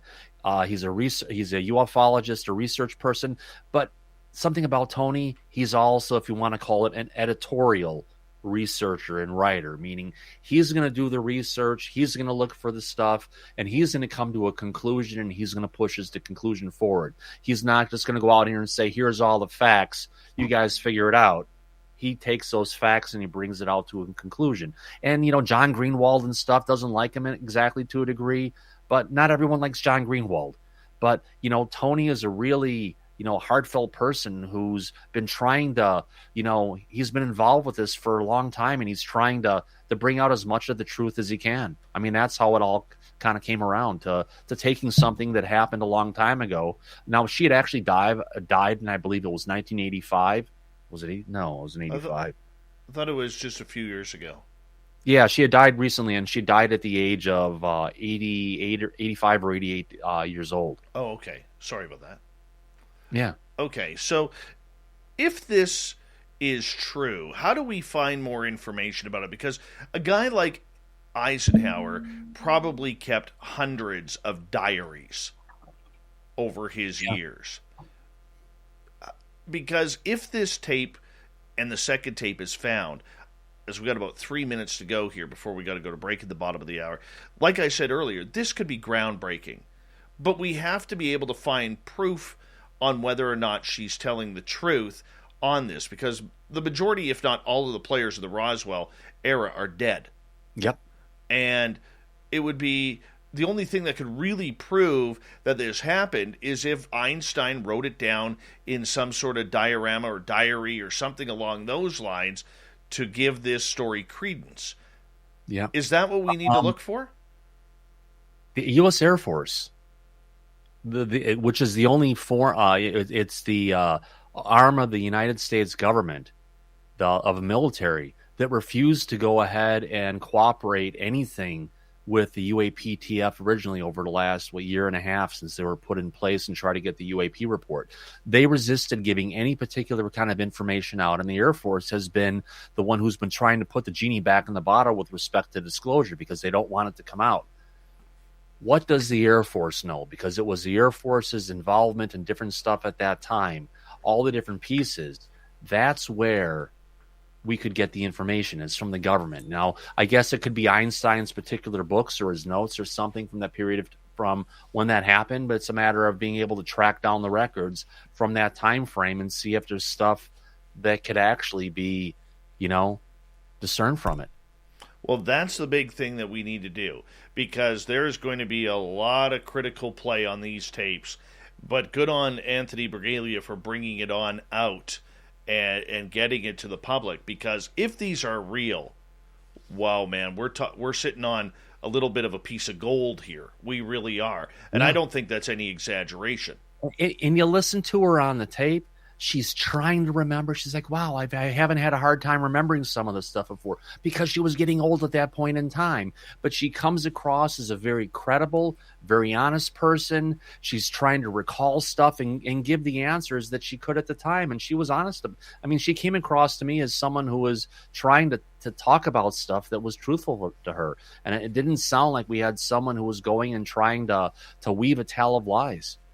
Yeah, and I heard the tapes too, and I just sat there kind of jaw-dropped in listening to this. And I just think that, man, maybe I'm being hopeful here. Maybe I'm being hopeful. But I just think that this could be a real big play.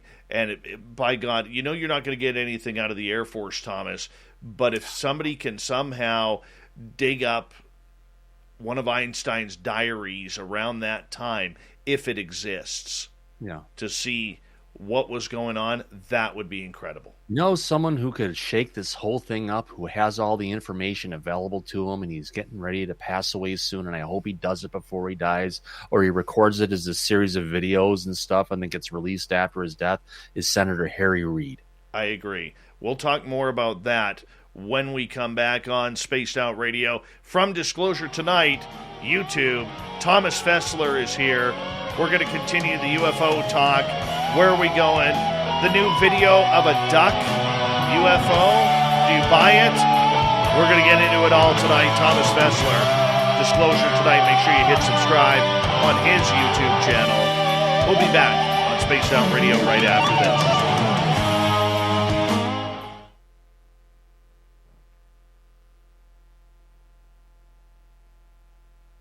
That was a solid half hour, man. Thanks. Solid half hour. Great conversation, Dave. Now, about the duck thing, I think I'm the only guy who actually brought up the video in full resolution and freeze-framed it and actually zoomed it in and showed the initial frames of it where it actually looked like a blow-up rubber duck with the bill and the eyes and everything. It's funny. I know. But as it moved along and stuff, it looked like there was one object with another one behind it where they were kind of moving around to a degree in relation to each other. Well, we'll get into it. We will get into it, that's for sure. How much time we got? We got about 4.5 minutes. Cool. Cupcake just woke up. She's my 17-year-old puppy. Yes, I remember her. Yeah. She's usually whining. She's got some leftover bulgogi beef I've been having sitting on the plate for her to wake up. Oh, that's nice of you. 17 years old. That's rare for a dog, man. Oh, it's rare for a Cocker Spaniel. It's amazing what you do when you can learn how to use energy from Ed Edwards, and it actually works. Mm-hmm. Man, I kept that Cocker Spaniel alive for a lot more years than he should have been around, but you love someone, you have talents, you find out how to go ahead and use what you have to keep them around. I used to have a little Chihuahua dachshund, and every time she saw my buddy Pascal come over, she would bark at him, and then when he sat down, she would immediately run to his legs, turn around, so that way he could give her Reiki and healing and energy, and the next thing you know, she would go pass out for a little while because it was like it just filled her up so much that it tired her, much like, when you eat too much, you get that turkey coma kind of thing. Mm-hmm. And but it was always funny to watch because the minute Pascal came in the door, she was like, "Ooh, I get some healing here." Like she knew. She totally knew. Yeah. Animals know. And that was actually a story I had covered recently, too, that they've tracked down, there is actually an emotional tie, at least between dogs and humans. I believe that. Oh, yeah. I believe that. Once my big two lugs are gone, though, and they're past 10 now, both of them.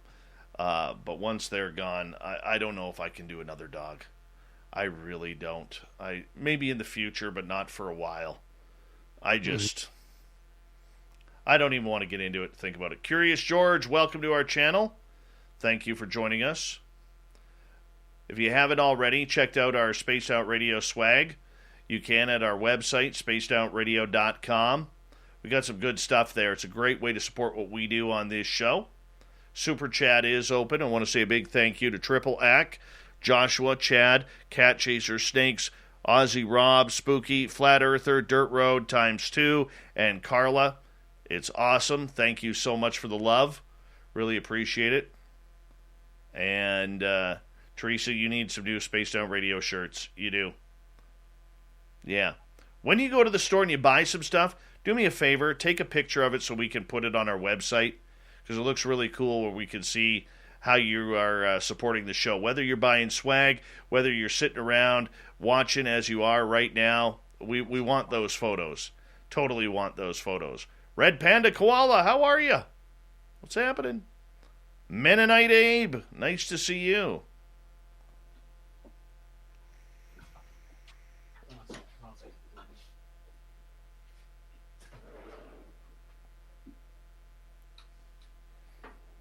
This is a fun show tonight, guys. Thank you all for being here.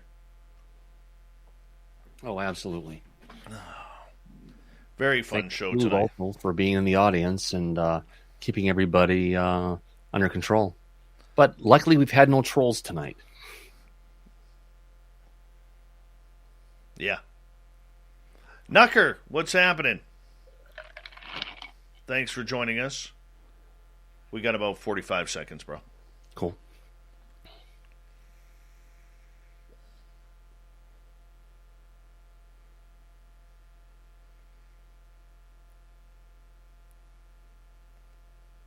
Ibarata from Singapore. How are you, my friend? Hello, Terrence. Terry's sitting on Yonge Street in Toronto thinking this is the year the Maple Leafs win the Stanley Cup. Enjoy your seats, Terry. You'll be picking them up by April.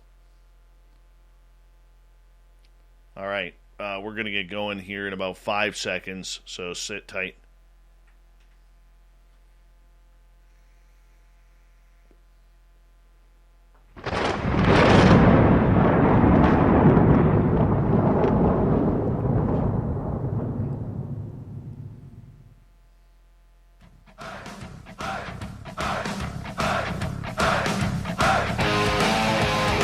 We passed the halfway point of Spaced Out Radio tonight.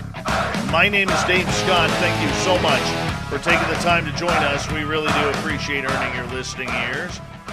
Want to remind you that if you have missed portions of this show or others, check out our free archives by going to youtube.com/Spaced Out Radio. Do me the favor, hit that subscribe button. Our website is spacedoutradio.com. We have a plethora of features for you, including rocking out to Bumblefoot and reading up on Captain Shirk's SOR Newswire. Follow me on Twitter at Spaced Out Radio and on Instagram, Spaced Out Radio Show. We continue on tonight. Thomas Fessler is here. He's got a great YouTube channel called Thomas Fessler, that's 2 S's, for his show Disclosure Tonight. And he talks about all the latest UFO news, the science behind it, and what the news is telling us regarding the hot topic of UFOs. Or should we say UAP? Thomas, I'm going to be honest. I hate the term UAP. I really do. I think it's just not necessary. I understand the reasoning, but what do you think of the UAP term?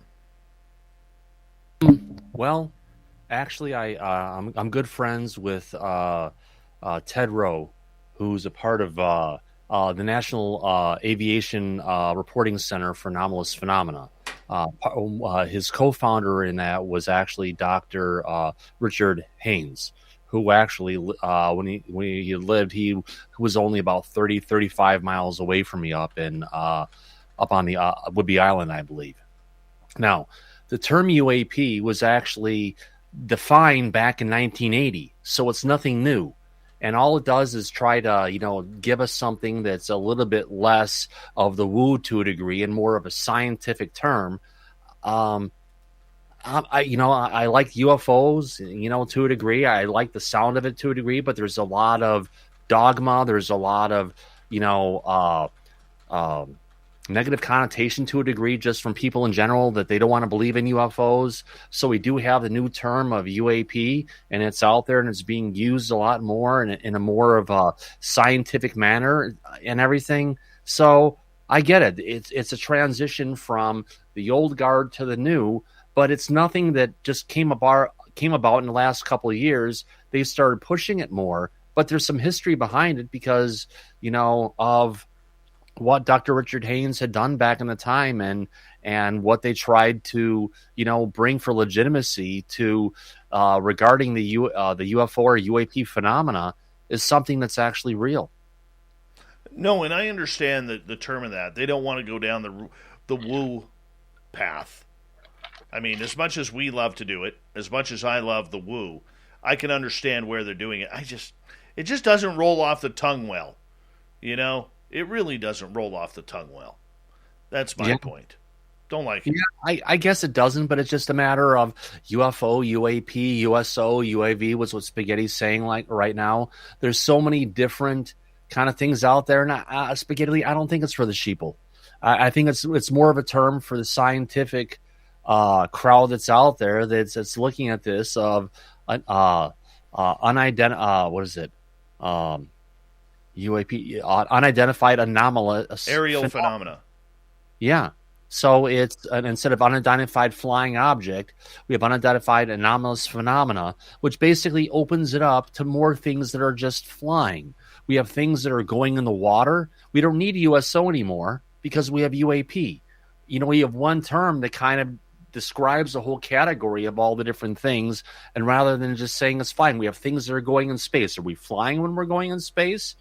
Kind of, yeah. But when you leave the Earth's atmosphere, flying really usually involves propulsion and gravity. And this is, they're not flying because this is stuff that's moving around with a propulsion system that's more like a gravitational warp field, Star Trek days, than it is, a jet that has the force being pushed behind it and actually going and turning and maneuvering. I want to ask you, as an experiencer, do you care about the technology? Do you care about the propulsion systems? Do you care about all the technological stuff around UAP, or yes, it shows how advanced they are. I mean, we're dealing with craft from the stuff we observed. The way I see it is they're manipulating power on the level of a singularity, which is a black hole at the center of a galaxy. We're barely able to deal with nuclear reactions, let alone fusion. But now we've got craft that are creating gravitational lensing around the craft, which only happens from, generally speaking, black holes. But they're actually craft that are going around inside of our atmosphere. Now, we have SETI, which is saying, we got to look way out there. You got to look deep into the space, deep in the stars to go ahead and find the stuff.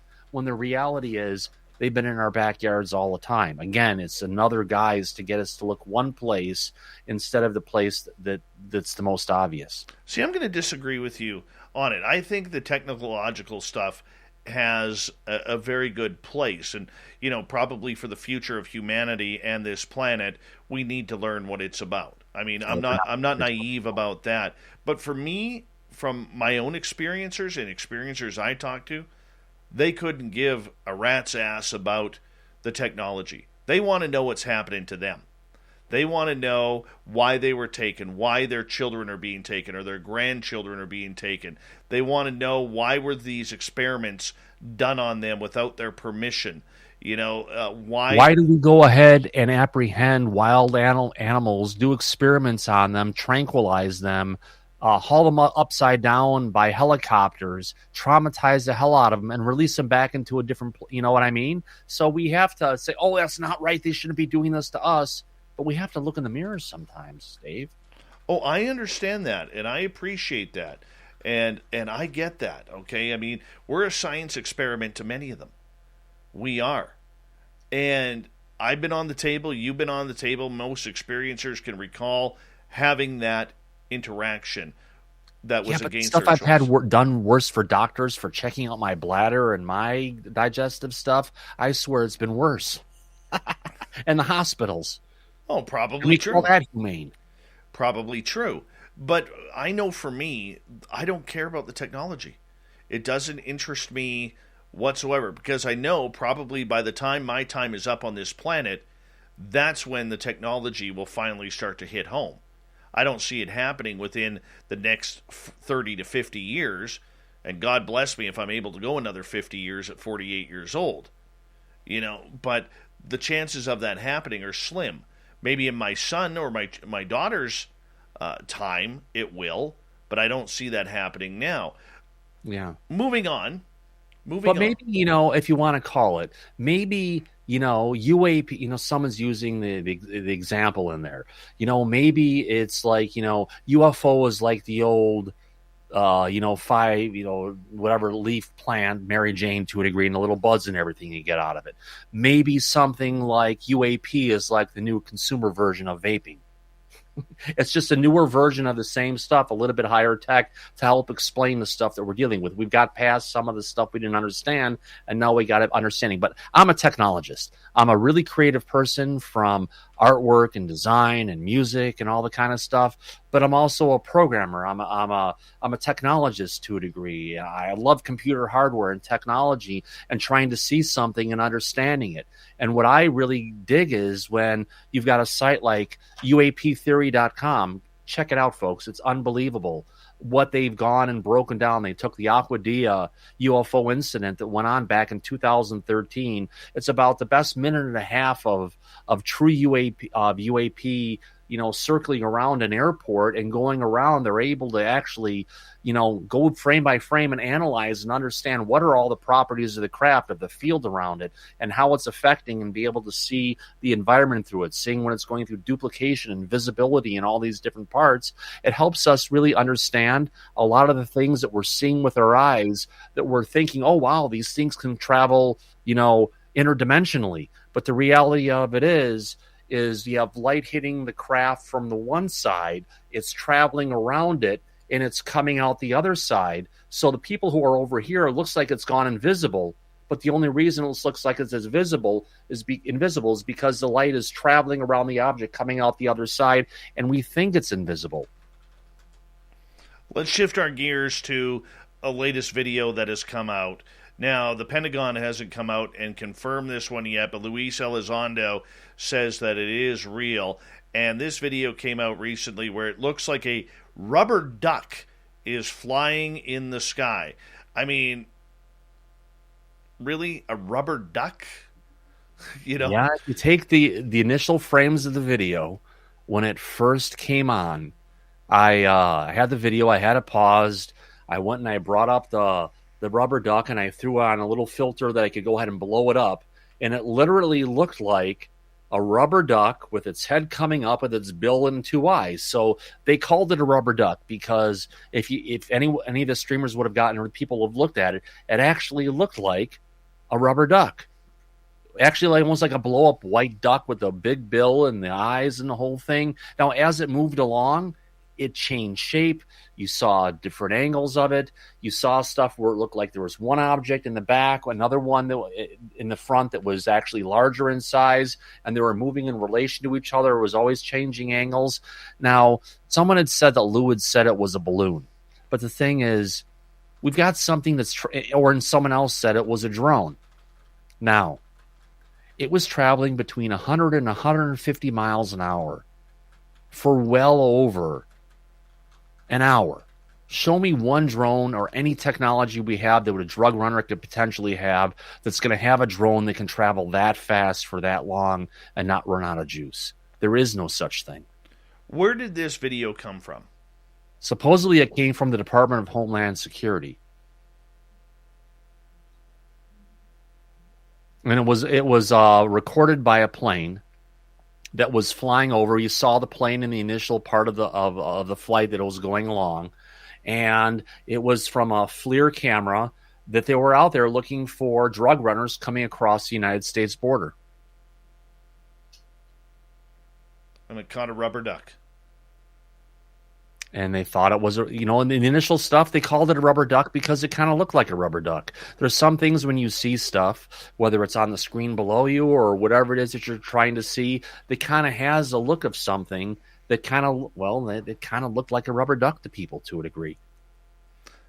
Find the video. It's the same like when you look at clouds and you see shapes. Not everybody's going to see the same shape. It was actually more than that. It actually really looked like, I guess it is, where you're looking at something and you're trying to see something to a degree and you're trying to relate it to whatever it was. And for that little bit that was there, it actually did look a little bit like a rubber duck. I'm surprised Homeland Security would release this. I mean, up until now, we've seen every video that has come out has come into private hands, whether it's Luis Elizondo, whether it's the TTSA, whether it's Jeremy Corbell, who has released videos. We haven't seen videos directly come from any agency in the U.S. So how new is this that Homeland Security released this video? Well, I from what I understand of what they were saying about it, it was a leak. So it's not like it was an actual video that was taken and it was put out there from someone and actually gone and released on purpose.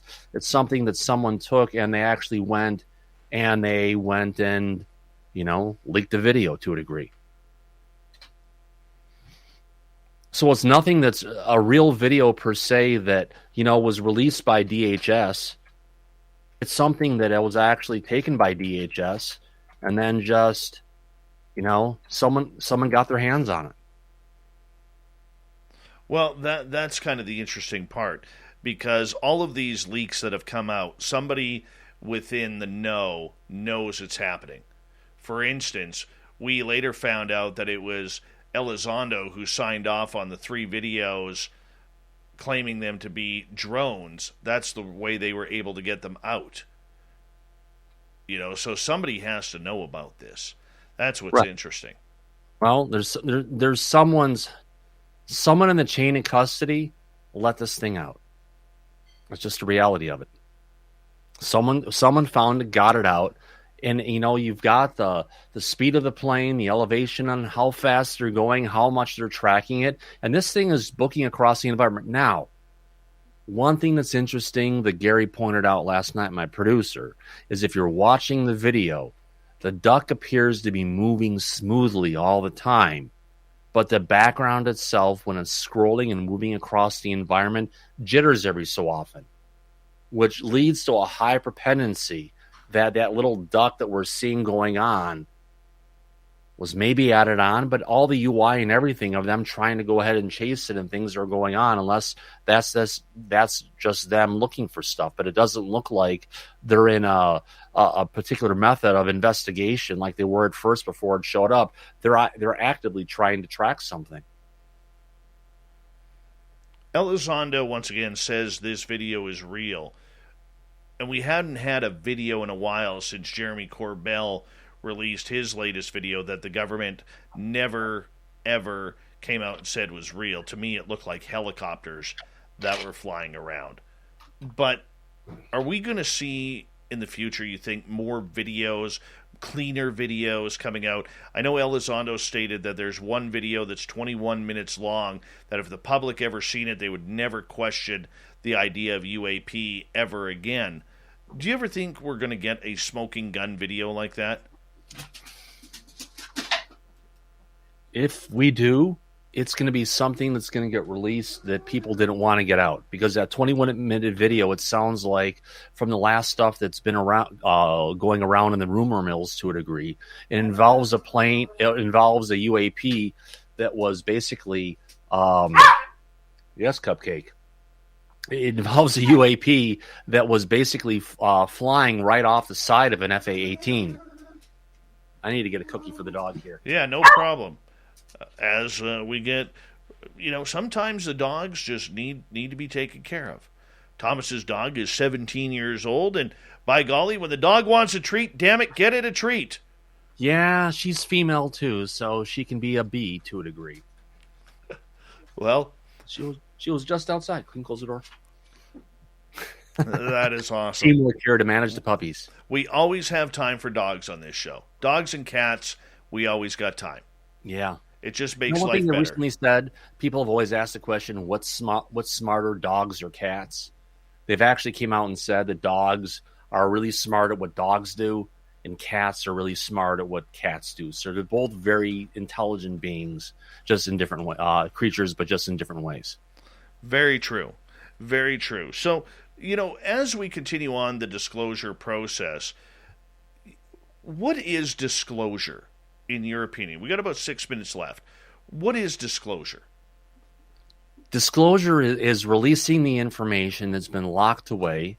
It's been going, it's basically giving us the information that brings out the facts, that shows that their dialogue, that their information that they've been trying to push us towards isn't the truth. Disclosure is coming out, and if you want to call it, show me the bodies, show me the craft.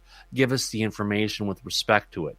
Granted, we're really at a very small point of, we had 144 cases, of which only one we knew it was a balloon. Everything else is unidentified. They know a heck of a lot more than that.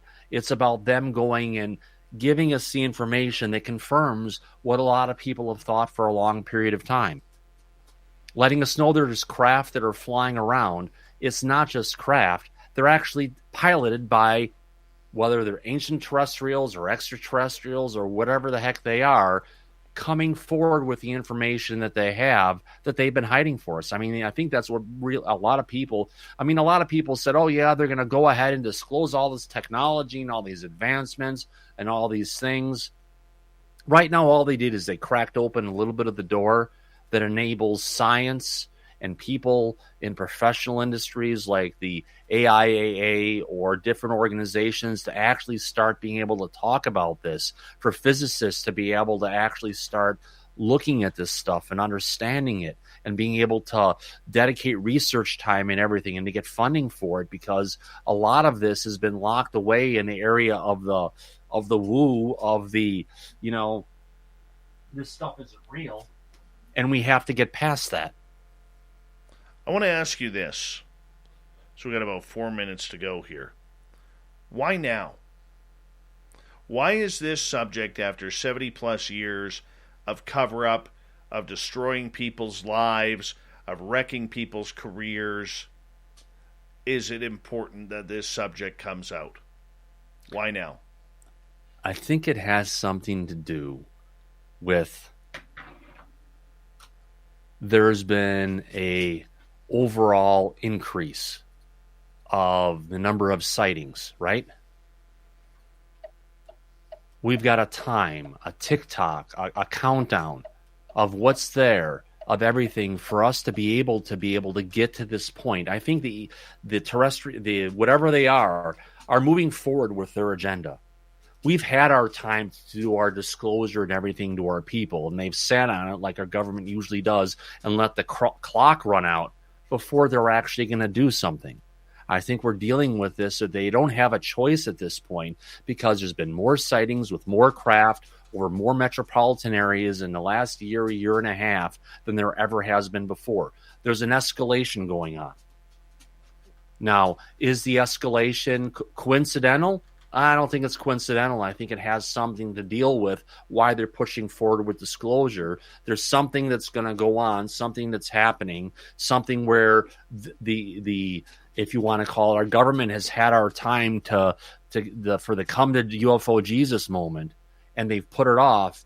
And whether we're ready or not, whether or not we're doing what we've gotten our stuff done, they're moving forward on their own. They don't, if the U.S. government can continue lying to us forever, they would. But there's something bigger at play than most people realize. I tend to look at that question, and I've analyzed that question each and every way I possibly could. And I think it comes down to two reasons. Number one, either Stephen Greer is right with the false flag alien invasion, or B, that contact has been made and a date has been set. And so the way I look at it is there's been no reason whatsoever for this story to come out. It's not the To the Stars Academy and Tom DeLonge pushing it forward. Everything always has an agenda. Yep. And in my opinion, this is the most realist thing that I can think of, is that somewhere, somehow down the line, a date was set. Whether it's 5 years from now, whether it's 50 years from now, they have to start preparing the public now. Yeah. I don't think Greer or DC Musselwolf or any of them, to a degree, are going to be able to go ahead and, continue to sell their chicanery and their freaking, Greer got lost to the almighty dollar a while ago. And, all the different stuff he's been trying to push with regards into the secret space program and us reverse engineering this, and the United States government coming and doing all the if you want to call it, abductions and everything to a degree, and that we've got this false flag alien invasion that's going to go on. I lost respect for him a while ago, and he was a great position a long time when Stan Friedman went on, but I think we've gotten to a point to him where we're almost dealing with someone, if you want to call it, like the good local pastor who's gone off and become someone as a televangelist. Something gets lost in translation along the way. I believe there is something going on a lot more than that, but we have to look past a lot of these people who put their personalities and everything before the message we're trying to get out. And on that note, Thomas, we got you for another 30 minutes here on Spaced Out Radio. Thomas Fessler will take your questions in the chat rooms when we return on Spaced Out Radio. Disclosure tonight with Thomas Fessler, a great YouTube channel for you to hit subscribe on, so make sure you do that. Hour 3 as we wrap it up right after this.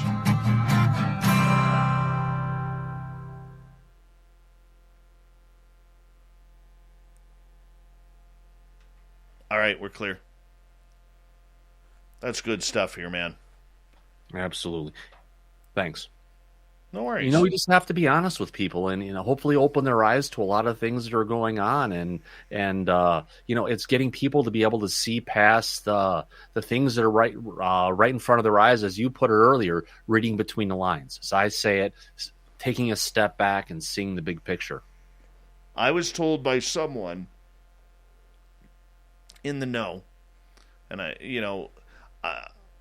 that I asked them that why now question, and they said to me, "What do you think?" And I gave them the 2 reasons that I just said to you, and this person said to me, "It wouldn't surprise me if by the time our children are our age, that they are sharing this planet with extraterrestrials." Yeah. And we have been for a long time. They've been here for a very, very long time. And at different points in time, they come back and they work with us. And humanity and the if you want to call it non-human intelligence works together as one. And we're back at one of those times again. I think we are. We'll find out why soon enough, but it is interesting. That is for sure. It'll be happening within our life, and it'll be happening a lot sooner than any of us think. Hopefully. Yeah, I understand the Professor kind of refers to a degree, but it's like professor, but Professor. I like that. I do. I like it a lot. I'm just going to step away, go to the bathroom. I'll be right back. Yeah, sounds like a good idea.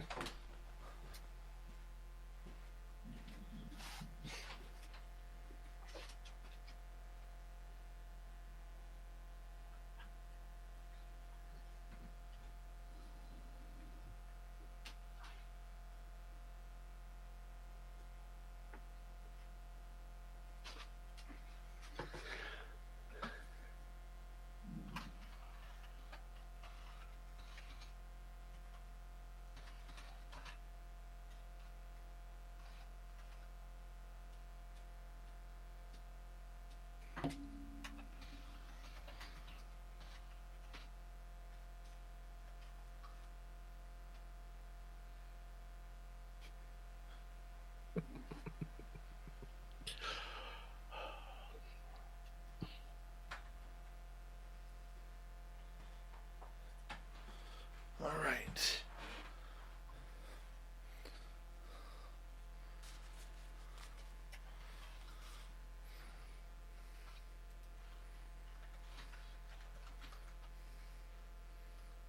Yeah, I got about 5 hours of sleep last night. Maybe 6.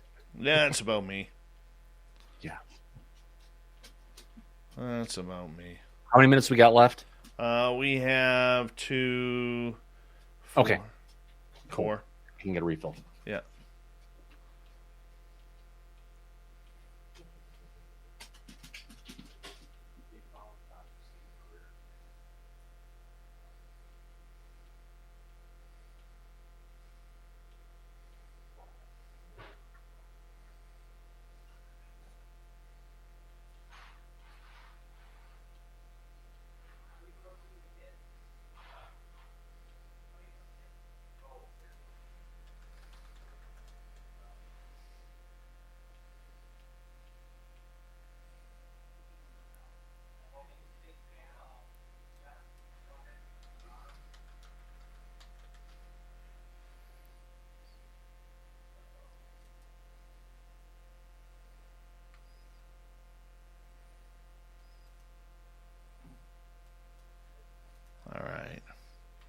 Matthew Riot, how you doing?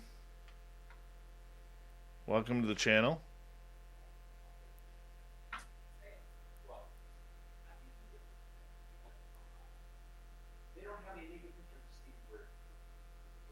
What else is here?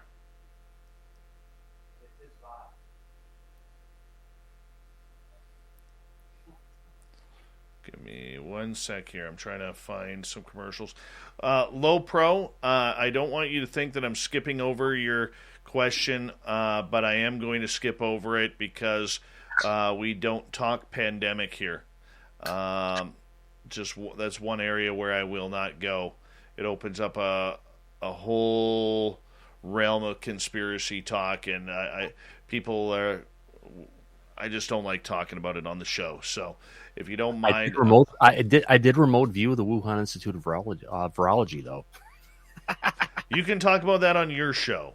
I know we won't talk about it here. Just saying, I did. Mm-hmm. Very enlightening.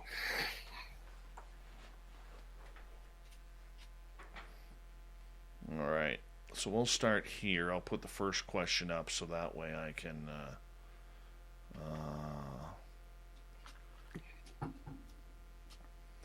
All right, there we go. We got about 40 seconds. Cool.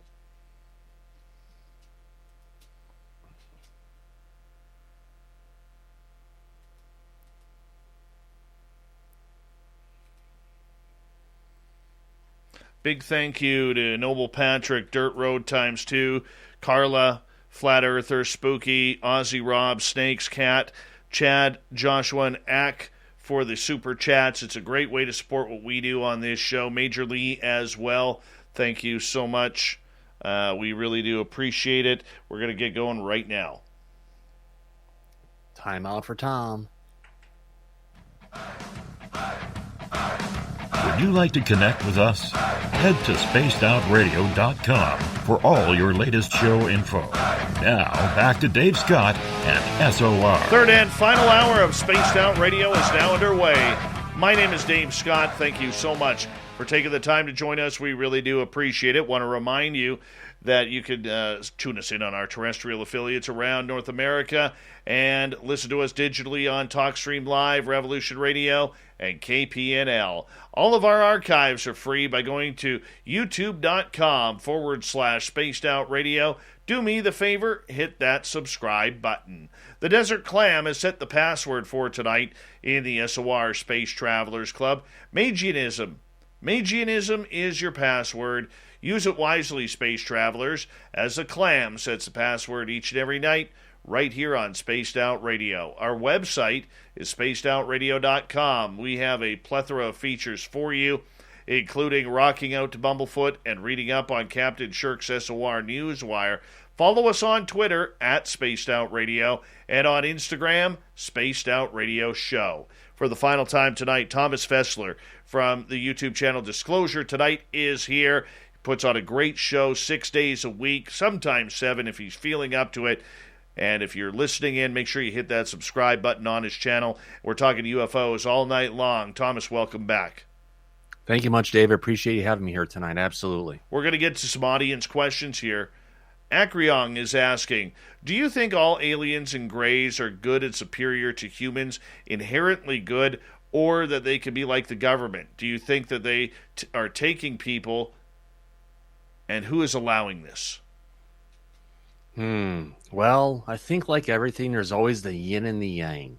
There's the good and the evil and everything. There's a balance that goes along with the different things that are happening.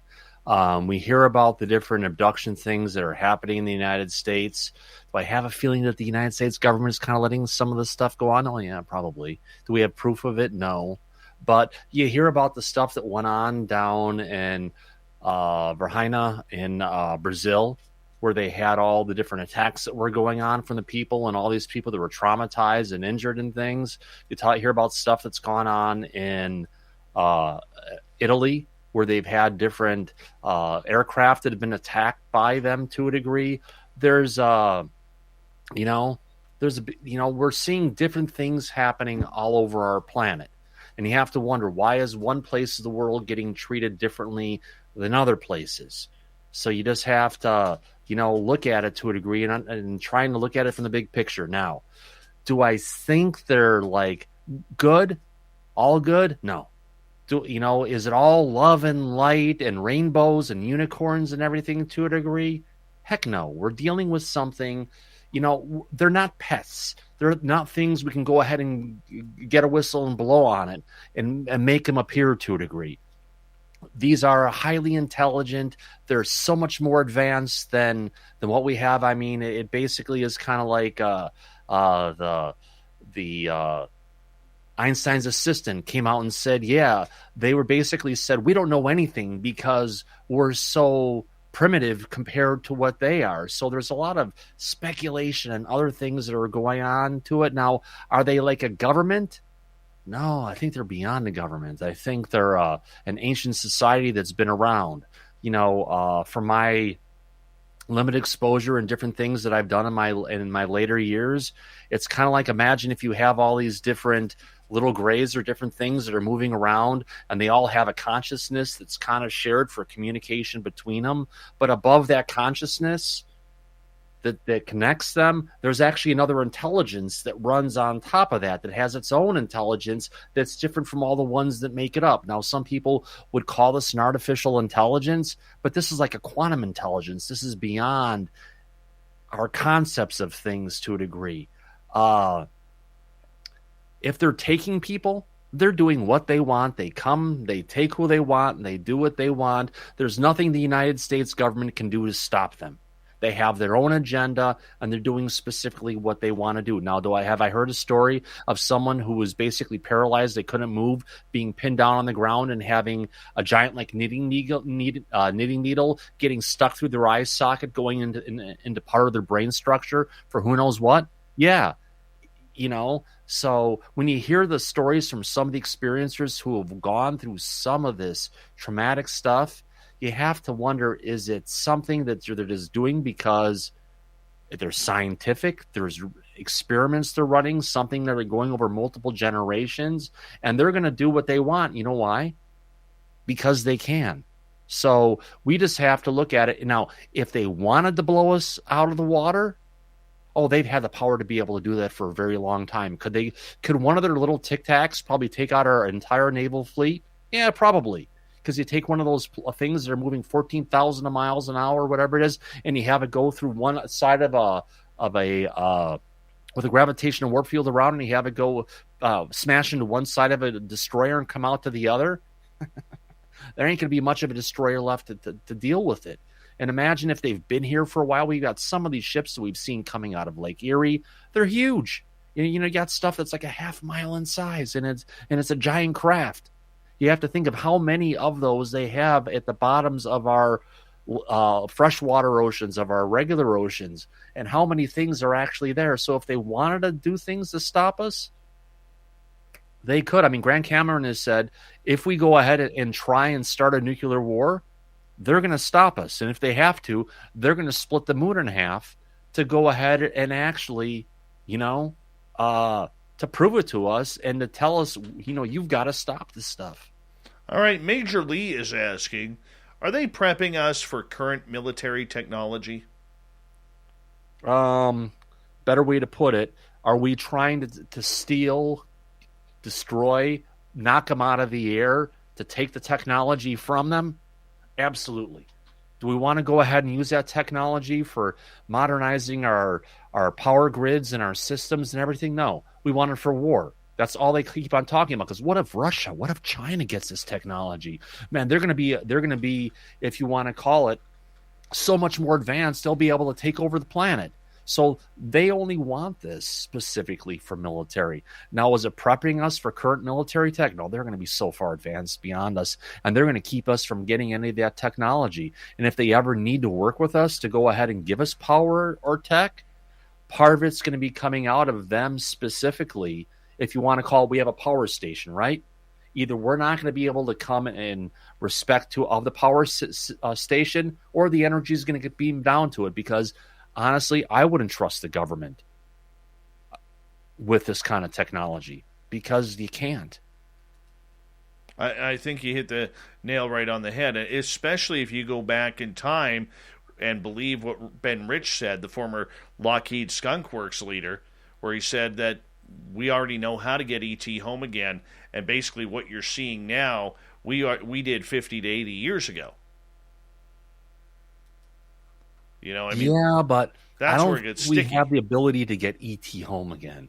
I think this stuff, I mean, they're talking about stuff that's put together on an atomic structure where it's, stuff that's layered down on an atom by atom level of how they're putting this together. We don't have the material science to be able to recreate any of the stuff we're just figuring out. It is, I mean, the other craft supposedly are made from like 240 isotopes instead of the standard number of elements that we have, and we've never looked at being able to create metals or different things from isotopes. So it's a whole different way of creating stuff that we have no even idea of how to put together.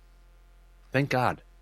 All right, let's go to another question here. This one comes from John. Do you think extraterrestrials and their craft are from another dimension, planet, or we're always here? Good question, Rican. Maybe none of the above, maybe all the above. Now, from what I've seen and what's been delivered to me as information, they have been here helping humanity at different points in time for as long as humanity has been on this planet. So as long, or as we're always here, well, potentially they've been here longer than humanity has been around. Imagine if they've gone and the moon really isn't real. If it's something that was brought in to help control the seasons and help stabilize the atmosphere and the seasons for the creation of life. So we've got a massive technology base of a civilization that could do something. Now, is it from another dimension? Now, imagine if all matter that we have now is based on a certain vibration, a certain frequency. Just like with wireless signals that can all be in the same place and all not interfere with each other. Imagine if we had multiple dimensions that all overlay in the same location, but you can see the other stuff that's there, just like we can see stuff that's in the ultraviolet or the infrared spectrum. It's there, we just can't see it because it's at a different frequency to a degree. So if you want to call that another dimension, yeah, that's a possibility as well. What do you think, Dave? I think it's a combination of everything. I really do. I do not believe the narrative that the government doesn't know where they're coming from. Yep. I have a hard time believing that, even from my sources who try to pawn that off on me. But, yep. I mean, I do believe they're from outer space. I don't believe that they are from an inner Earth or have been, having civilizations in the ocean that we don't know about. I don't buy that for a second. Oh, yeah, they are. I believe they're parked there. Don't get me wrong, there's a difference. I believe they're parked there, but I don't believe that there are underwater civilizations like the Jetsons who have been in the ocean for years. Now imagine if you look at the cataclysmic cycle that happens on the Earth. The most unsafe place for long-term habitability is on the surface. We're like the three little pigs making our houses of sticks. They've got theirs at the bottoms of the ocean, so every so often when the oceans rise up and you have tidal waves that are 1,000 feet to 3,000 feet, which is a mile high, passing over continents, they're at the bottom of the ocean, under the ground. They're safe. Nothing's going to happen to them. Well, that's what I'm saying, though, is I believe there are ships and civilizations under there. I don't believe that they've been there forever. I think they were put there. Not forever, but maybe a really long time. Imagine if there was a civilization on this planet 100,000, 200,000 million years ago, and they realized they got advanced to a point and they figured out, saying, wow, we got a cataclysmic cycle. The only way we're going to be able to survive is we go underground. Not just underground, we have to go underneath the oceans to get there. And they made that jump. Now you have a civilization that can continue to cycle and advance and everything over a very long period of time, and the whole cataclysmic cycle isn't going to interrupt it. So we could have ancient terrestrials to a degree that have been here for a long time, and they could potentially be from Earth. Very true. We don't know. Yeah. We don't know. Somebody It's does. all hyperbole. Somebody does. Yeah. It's just not us. Max is asking, do you think that any ET species is culpable along with our leaders for past deceptions? If there's deceptions, the deceptions are from our leaders, meaning the ETs said, we want to do this, whatever it is. I guess you could call them culpable if they're saying, we want to have access to your people, we want to go be doing experiments and everything. It's our government's decision not to tell people, not necessarily the non-human intelligence. Now they could be at a point where they're wanting to go ahead and pass lies off on the people on the surface because they'll think it's easy, just like religion. Very true. Very true. I think, much like you, I don't think the ETs have an agenda. I think the humans have the agenda. They do have an agenda. They do have a plan. They do have a timeline. But the thing is, what they want to do doesn't necessarily align in what the humans want to do. Well, I do agree with you, though, that the technology that these craft and potential extraterrestrials have shown so far, that if they wanted to take us out, they would have. They would have. Long time ago, when our top weapons were spears, bow and arrows, and cannonballs. They wouldn't have waited for today for us to be able to fly. But this is probably not the first time humanity has been to the level of technology we have today. True. That we don't know. Yeah, I know. Humanity is very forgetful. You have a cataclysmic cycle that comes in that wipes out 80% of the population. The ones that are left, all their technology, all their writing instruments, all their materials, everything is all wiped out. How long does it take for us to forget something as a species? About a generation or two and everything's lost. Very true on that. Gaping Hole is asking, does time-traveling future humans fall under the NHI or non-human intelligence bracket? No, it doesn't. Those are just humans from the future. Flat out. I think we're not dealing with humans from the future. We're dealing with something else. We're dealing with something else that's been here for a long period of time, involved with us for a long period of time. It'd be great to say it's humans from the future. Do you think there are time travelers from the future walking among us right now?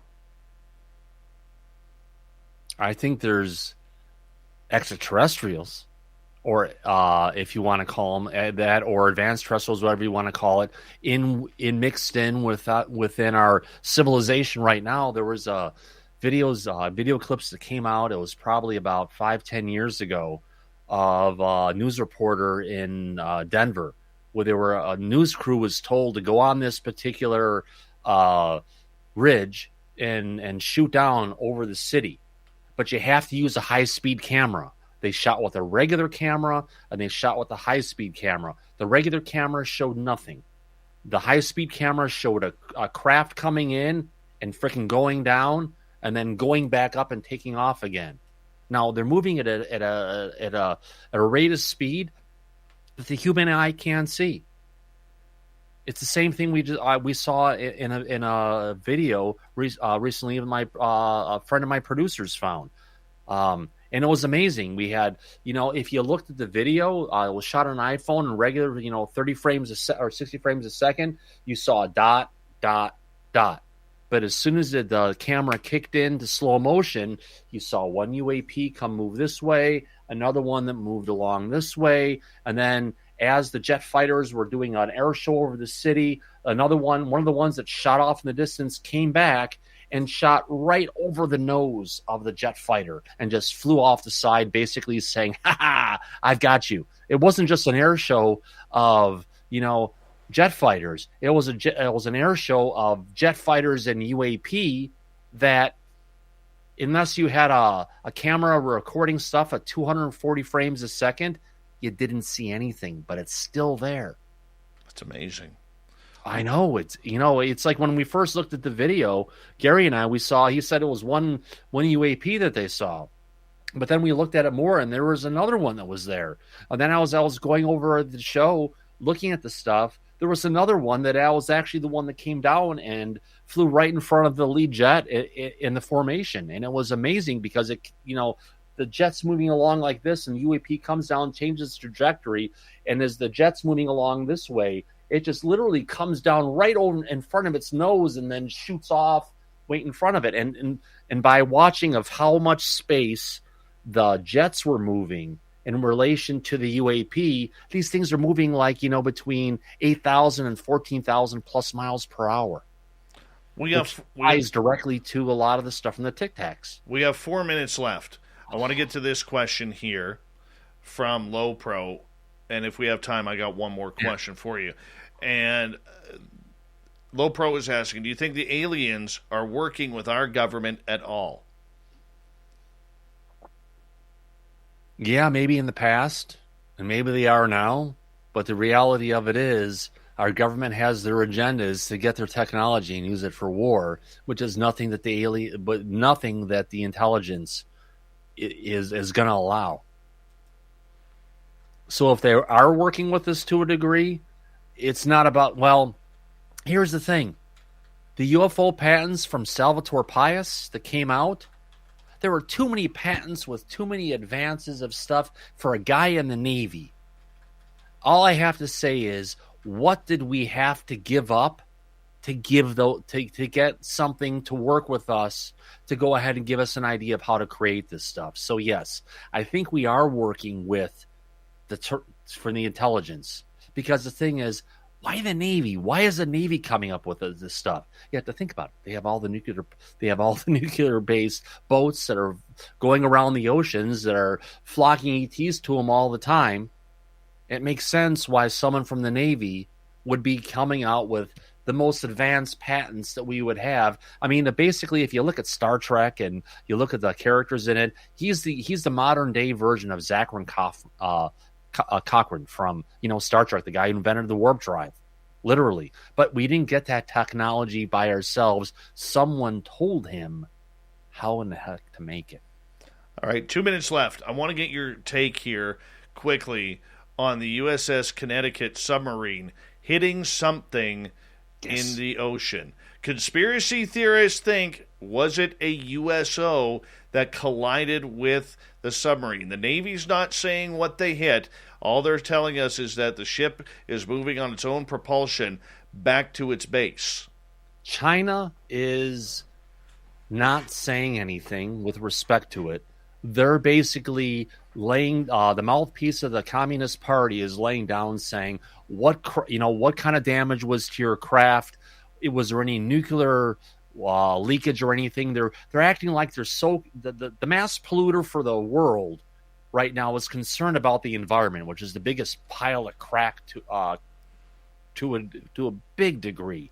So that's the same thing that I brought up in the broadcast as I covered this. And it's like, what did we hit that was down there? But you got to remember, the USOs that are down there, they're going at 200 plus knots and per hour. Okay, Google, stop. Sorry, I have an alarm at 11:28 p.m. every night. So with respect to that, we hit something probably more physical than anything, because the craft that are underneath, we got our submarines that are going between stuff and they can only move and everything to a degree. The UAP that are underneath the ocean are moving in the same method that they are above the surface. It's not like they have to slow down and move and everything. It's that same kind of herky-jerky movement that's going on. Maybe it could have been a USO, but highly unlikely, because they have a great ability, unless the USO purposefully hit that craft because whatever the craft was doing. Well, didn't agree with it. I have one solution, and one solution only. Megalodon. That's it. Megalodon cracked into the ship trying to bite it, and that's what caused it. Thomas Fessler. There was that one ping that they had from the southern Antarctic Ocean that was like thousands of miles away, and it was this a phenomenal sound of a creature that we've never heard since, supposedly. Megalodon. That's all it is. Yeah, because you got to wonder what Godzilla's is China trying to keep us out of from the South China Sea. Thomas Fessler, Disclosure Tonight. Thank you so much for coming on Spaced Out Radio. We are going to do this again, my friend. Coming Absolutely. Up next, we have the fedora-wearing John Hudson and the unbiased UFO report, Shirky Poo's news, and the thought of the day. Stay tuned. Spaced Out Radio continues right after this.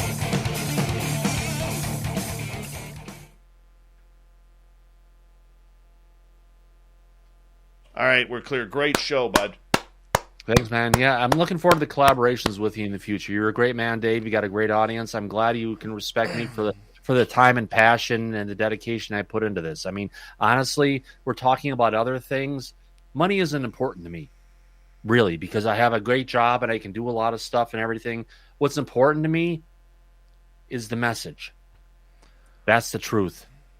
That is. We got to keep on pushing together, man. Oh, yeah. Keep on pushing together. We really appreciate you, man.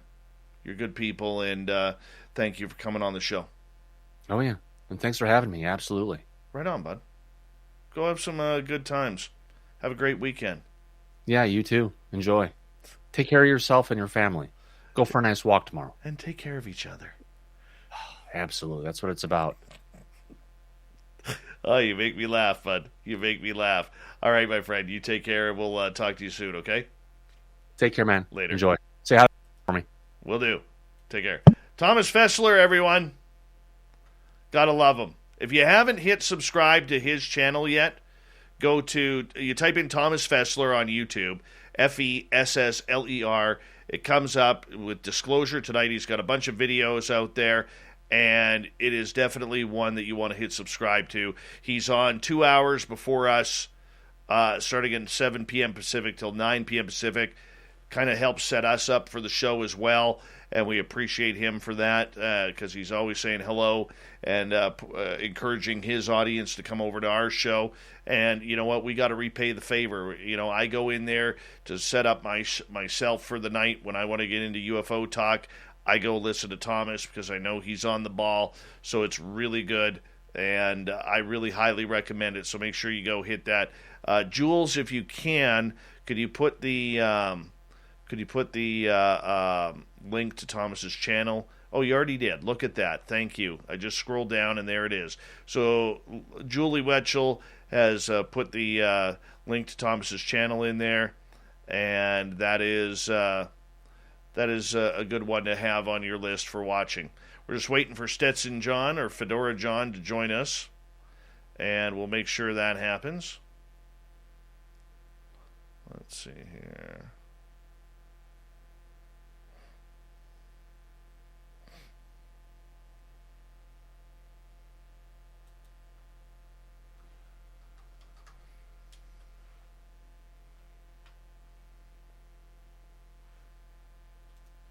There he is. The fedora-wearing John Hudson. What's up, buddy?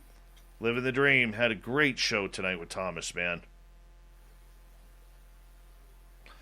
Jazz, my shirt is courtesy of Brian Bowden, the man with 1,984 podcasts that are running simultaneously.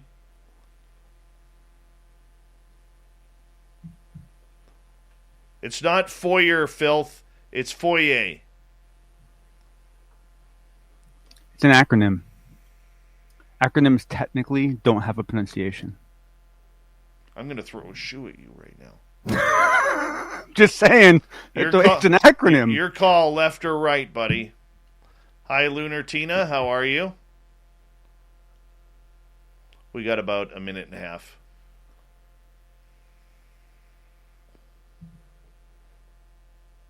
That was a fun show. Fun show. Oh, I like Thomas a lot. Good broadcaster. Very good broadcaster. Yeah. I got to be honest. You guys kind of irritated me a couple times. But we can talk about that later. Oh yeah. To our audience tuning in, don't forget John and I on Friday nights always do an after show. We never have a time limit on it. All depends how tired I get. he can go until like 6, 7 in the morning. Old Davey, after being up since 7 in the morning, I'm usually done for after a while. But stick around after the show for the after show, and you can hang out with us. We'll take your questions as well, and just kind of go over everything that's kind of going on. So it's usually a very fun time, entertaining time, and that's what we like to do on Friday nights. And I don't have to get up in the morning. There you go. Yeah. Excuse me. Hello, the Michael Leger. The Michael Leger. That's right. All right. Big thank you to Major Lee, Noble Patrick, Dirt Road ×2, Gorgeous Carla, Flat Earther, Spooky, Ozzy Rob, Snakes on a UFO, The Awesome Cat Chaser, Chad Smith, Joshua, and Triple Ack for the Super Chats tonight. Really appreciate it. Thank you to all the veterans who are tuning us in. We love you. You always have a safe home here on Spaced Out Radio. And all our regulars, you guys make this so much fun. Here we go, the final half hour before the show.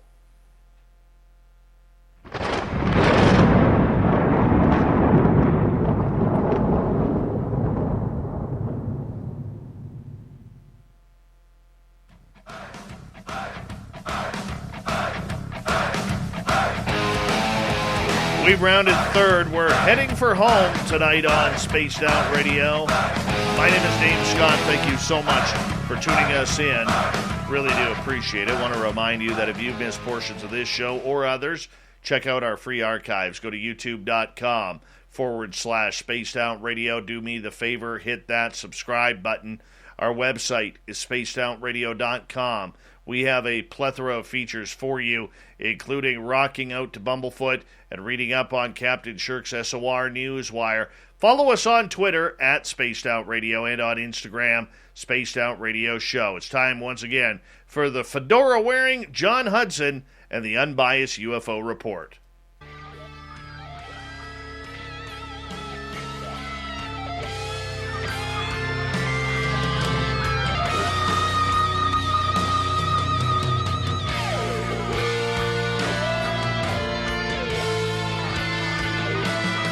Yes, this is where we get into all the UFO news, and John has us up to date.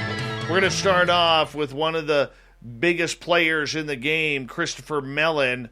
Worked for 3 different presidents, was a high player in the To the Stars Academy, now working with Luis Elizondo in spreading the love around the world about how real UAP are.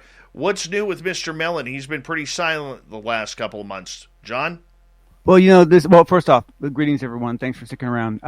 So, Christopher Mellon is playing this wonderful role now, which I absolutely adore. I'd love to play the same role someday, where he just, he's this elder statesman, sits on high, and when he sees an opportunity to inject something wise or thoughtful or knowledgeable, he just swoops down and, blows it up. And it's fun because you don't hear from him very often, but when you do, his words have weight, And basically, it's a good blog post. I'll include it in my notes. Everyone should go and read it. But essentially, the nut of what he's saying, which I have to say I totally agree with, is that even if the which I understand it has, though I need to get confirmation on this.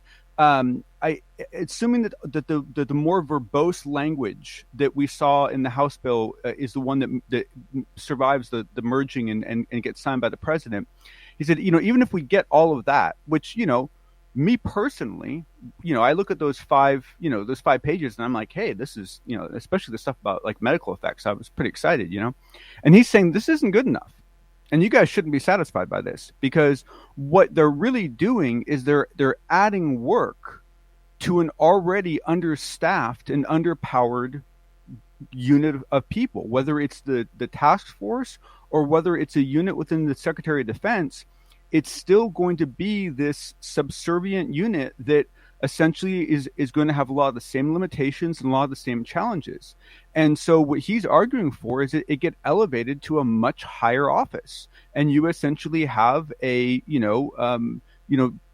probably a multi-star admiral or multi-star general essentially running the show, where they have equal sitting between the different groups, and actually have some real authority, have their own, he suggests, possibly bringing it into another organization that already exists so that you already have staff and resources. He's not saying it has to be sprung up from nothing, but he wants it to be its own functional organization.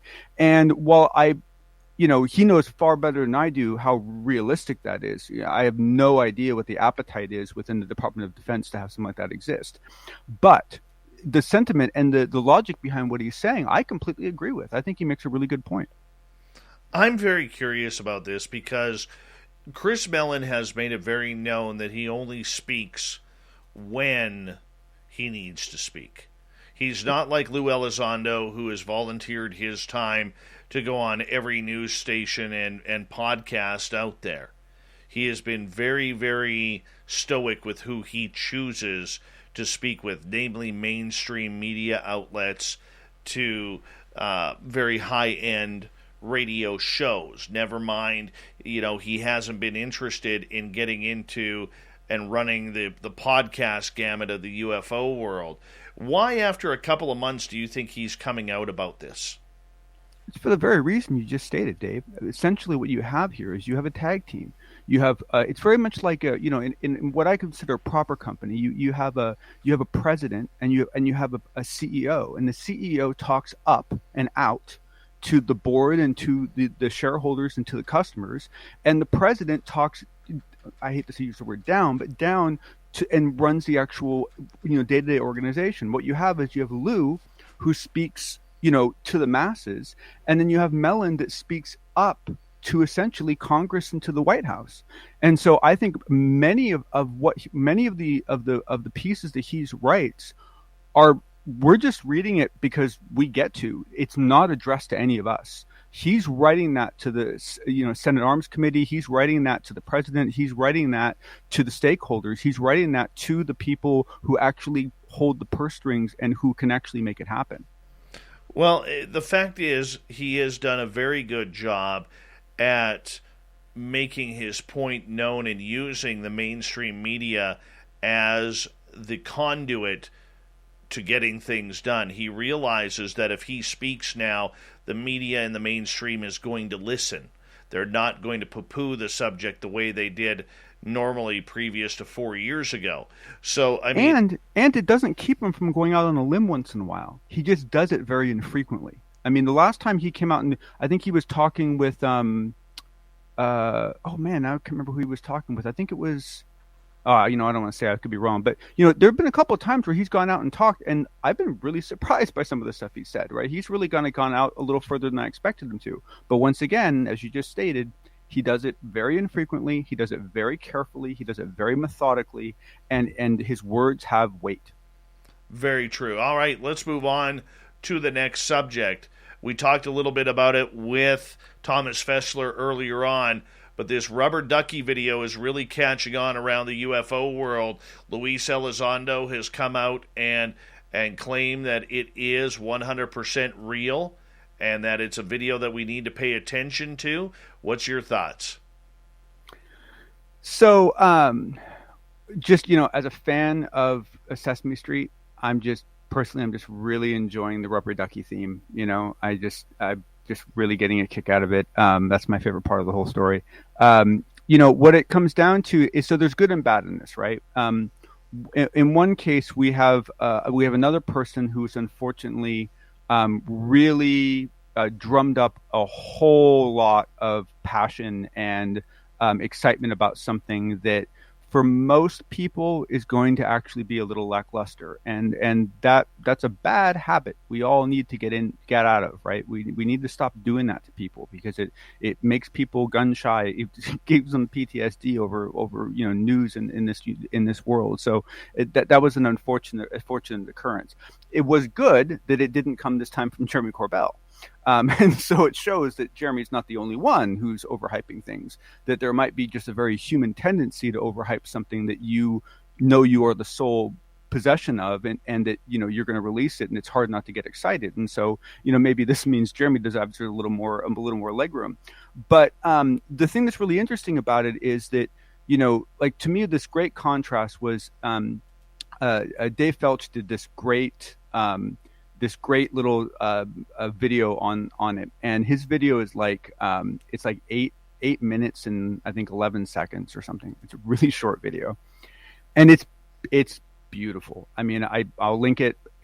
Everyone should watch this. He shows you what balloons look like under IR. He shows you what mylar balloons look under IR. He shows you how heat dissipation. He shows you so much about like how this whole thing really works. And then he looks at the video and he basically says, and I agree with him, that yeah, it's not doing anything really crazy, but its existence is a little bit crazy, right? I mean, one, you have what might actually be two objects, right, that don't appear to be tethered and appear to be operating in sync, and he thinks there's a good chance that's what's going on. And if that's the case, that's super interesting. But what he really points out is that, when you look at the color scheme that gets put out by the IR, the fact that the colors that you get are based on what you set to, right? So you're looking for, if you're looking for humans, you set for human temperature, and then you basically get hotter and colder on either side of that temperature, right? And this is an object that consistently has no heat. I mean, this thing is just completely evacuated of any heat at all, and it shows no temperature variation at all, and it shows no temperature variation around the object in any way, shape, or form. So there's no indication of how on earth the thing's moving. Now, is it filmed in a location that is common for drug running? Yes, of course. Is it possible that someone's come up with drone technology that can do this? It's not going very fast. It's not very high up. It's even the time that because it's nice that it's a long video, right? But even the time that it's going, we have drones that can go that long. So none of that stuff. It's certainly none of the 5 observables. But there's enough there to say that you cannot come to any conclusions as to what it is. And a lot more analysis needs to be done. And there are some very odd things about it. And the last thing I'll add really quick is, and I don't know if this is a good thing or a bad thing, is that my understanding is, and you might know better than I, is that this is the video that the SCU has been looking at. And the video we heard about them looking at a couple weeks ago. And if that's the case, one, I'm happy that they're spending so much time looking at it. But two, I'm a little bummed because I was kind of hoping the video they were looking at was something, a little more, shiny and glossy. I'm not going to lie, I was really hoping that the video the SCU was looking at was the 21-minute video that Elizondo had spoke about. Oh, so was I. And I haven't seen any confirmation yet out of the SCU to say, yes, this is the video we were looking at. But that's what I've heard from a couple people, and so it's something that needs to be followed through on. But it's odd. It is. It's an odd video. I mean, for it to go that long without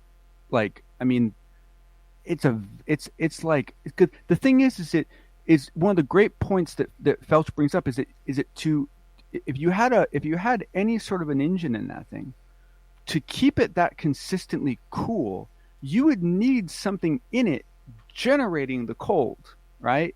Which itself would create heat. So you have this real nasty problem where how would you create enough cold to cover the propulsion system and enough cold to cover the system that's producing the cold for propulsion? I mean, it's not the simplest problem to solve.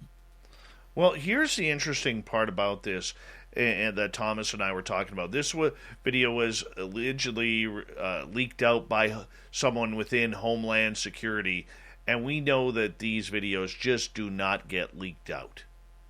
Okay, there is a protocol that goes along with these videos. We also know that Elizondo has confirmed that this video is real, that he had seen it before, and a lot of people still buy it when Lou confirms something. So, and if I could add something really quick, is DHS deals with drug runners all the bloody time.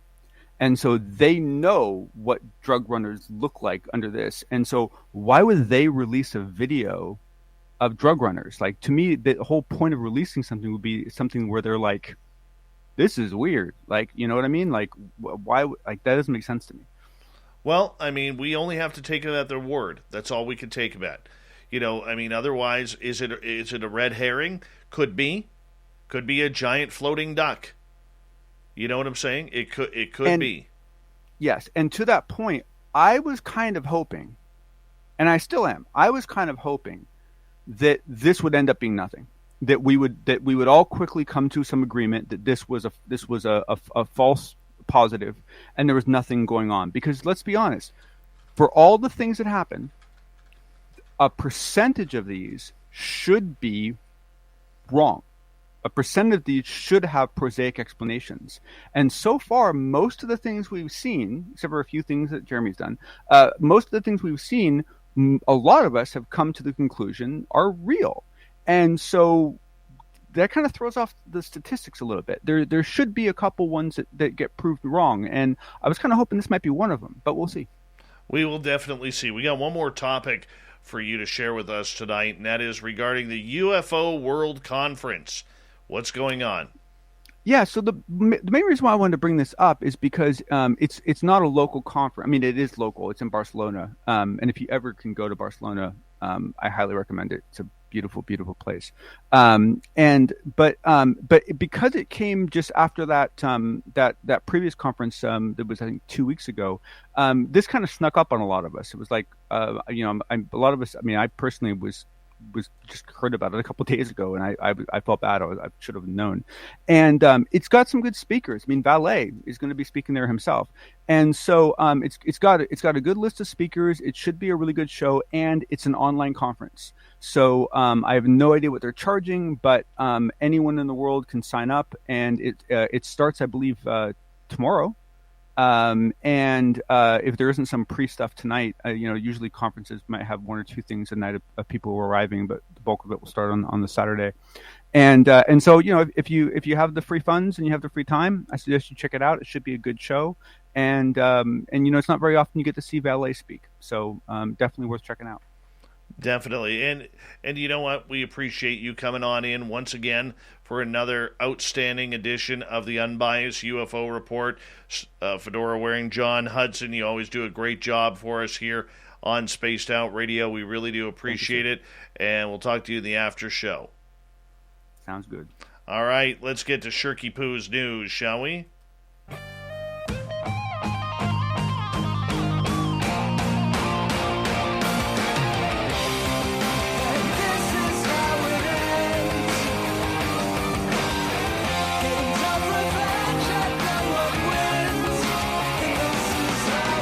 Is always changing, which is why we bring you the SOR Newswire. And we're going to start off with a couple of haunted stories. Most houses for sale list their number of bedrooms and bathrooms, but one house has another unique number linked to it. Michelle Bell has been trying to sell her family's house in Troy, New York, but says she hasn't received any legitimate offers. While most home sellers are benefiting from a red-hot market, this particular home is sitting idle. Why? It may have something to do with the 9 ghosts that supposedly inhabit the property. Bell spoke with the media about her family home and explained that after losing her mother to Alzheimer's, she decided it was time to part ways with the property. Bell had taken care of her mom for 9 years in the house until she died a few years ago. During that time period, unusual activity in the house ramped up. We lost 13 to 20 aides during that time, she said. Apparently, the nurses kept seeing ghosts roaming the house or its surrounding property. A few of them said they were even pushed. Bell said that while the house has generated a lot of interest, no legitimate buyers have made offers yet. According to Bell, no one has been able to show proof of mortgage approval. The house has been in the family for generations. Bell says that she has spent time there as a kid. She didn't experience any overtly paranormal activity. She did, however, say that it often felt that there was a presence in the house. She described hiding under the dining room table or in the attic where it felt safe. Let me tell you, this is a ghost hunter's dream, this house. It's a gorgeous house, too. My goodness. If that was closer, I may look into that. All right. As we crawl into spooky season, we're going to see more stories like this, as there are several spots in the state of Oklahoma that are inhabited by actual spirits all year round. And the top 4, Dead Woman's Crossing. Concrete Bridge in rural Weatherford is where the body of Katie DeWitt James was found more than a century ago. James boarded an Oklahoma train in 1905 with her infant daughter after leaving her abusive husband the day before, but she never arrived at her destination. It is believed that she got off the train in Weatherford with a prostitute named Fanny Norton, but Norton died before anyone found out the truth. James' skeleton was found near the bridge by a man fishing a year later, but her murder has never been solved. Local legend said you could still hear the wagon wheels if you stand under the bridge. James's spirit is said to also appear as a blue light in the area, too. There's Stone Lion Inn Bed and Breakfast in Guthrie. This old Victorian home once served as a funeral parlor before it became a bed and breakfast. Isn't that nice? The spirits of the home's original owners, the Houghton family, are said to reside on the second floor. The ghost of an 8-year-old little girl named Irene Houghton likes to pat guests on the face, while other spirits have been recorded talking from beyond. Aside from renting out rooms, the Stone Lion also hosts a regular murder mystery party. Gilcrease Museum in Tulsa. This museum is works of art and archaeological relics collected by Oklahoma oil baron Thomas Gilcrease. Gilcrease died in 1962, but he continues to visit his art collection to this day. Visitors have seen him walking around the museum's garden and along the path that leads to the mausoleum on museum property. The ghosts of several Native American children have also been seen in the museum's garden, since the property once served as an orphanage as well. And finally, in Pawhuska, Constantine Theater, where people have been seeing ghosts of this former hotel turned theater since 1905. One of the most commonly spotted ghosts is a woman wearing a Victorian-era dress with buttons running down the front. Ghostly gunshots, doors slamming, and children laughing have also been heard throughout the building. How interesting is that? And, well, let's get to another story here, because we don't have time for the thought of the day. An Ohio dad whose kids missed a day of school because of a statewide bus driver shortage is helping neighborhood children get to and from school with a limousine. Sean Rogers Jr. said his children missed school Friday when their bus never showed up to take them to Graham Elementary and Middle School. So he posted on Facebook to see if any other local parents wanted their kids driven to school in a limousine borrowed by the father's limo service. Rogers said he soon received dozens of responses that led to giving 25 kids a ride to school the following week. How cool is that? I want to say a big thank you tonight to Captain Shirk for the awesome news on the UFO report from John Hudson. We got him going as well. Yeah, John does a great job with this. And, of course, a fantastic interview with Thomas Fessler tonight. Don't forget to go hit subscribe on his YouTube channel. Puts out a great show 6 days a week, sometimes 7. And that's what we need to do. Bring everyone together, set up the stage for some good run of shows. We got Mr. Ron Bumblefoot Thal rocking in the background with Little Brother is Watching. Bumblefoot is the official music of Spaced Out Radio, rocking us in and out of every single show. Get your horns up for the guitar god himself. Special thanks to everybody listening in at home, at work, in your cars, wherever you may be. Thank you to everyone in our chat rooms tonight on YouTube, Twitch, LGAB, Revolution Radio, Spreaker, Facebook, the Space Travelers Club, and on Twitter at hashtag Spaced Out Radio. Remember, this show is copyright by Space Out Radio and SOR Media Ventures Limited. Thank you so much for choosing to share your evening with us. Because together, my friends, we're watching. We own the night. Mr. Bumblefoot, we need a favor. We need you to take us home.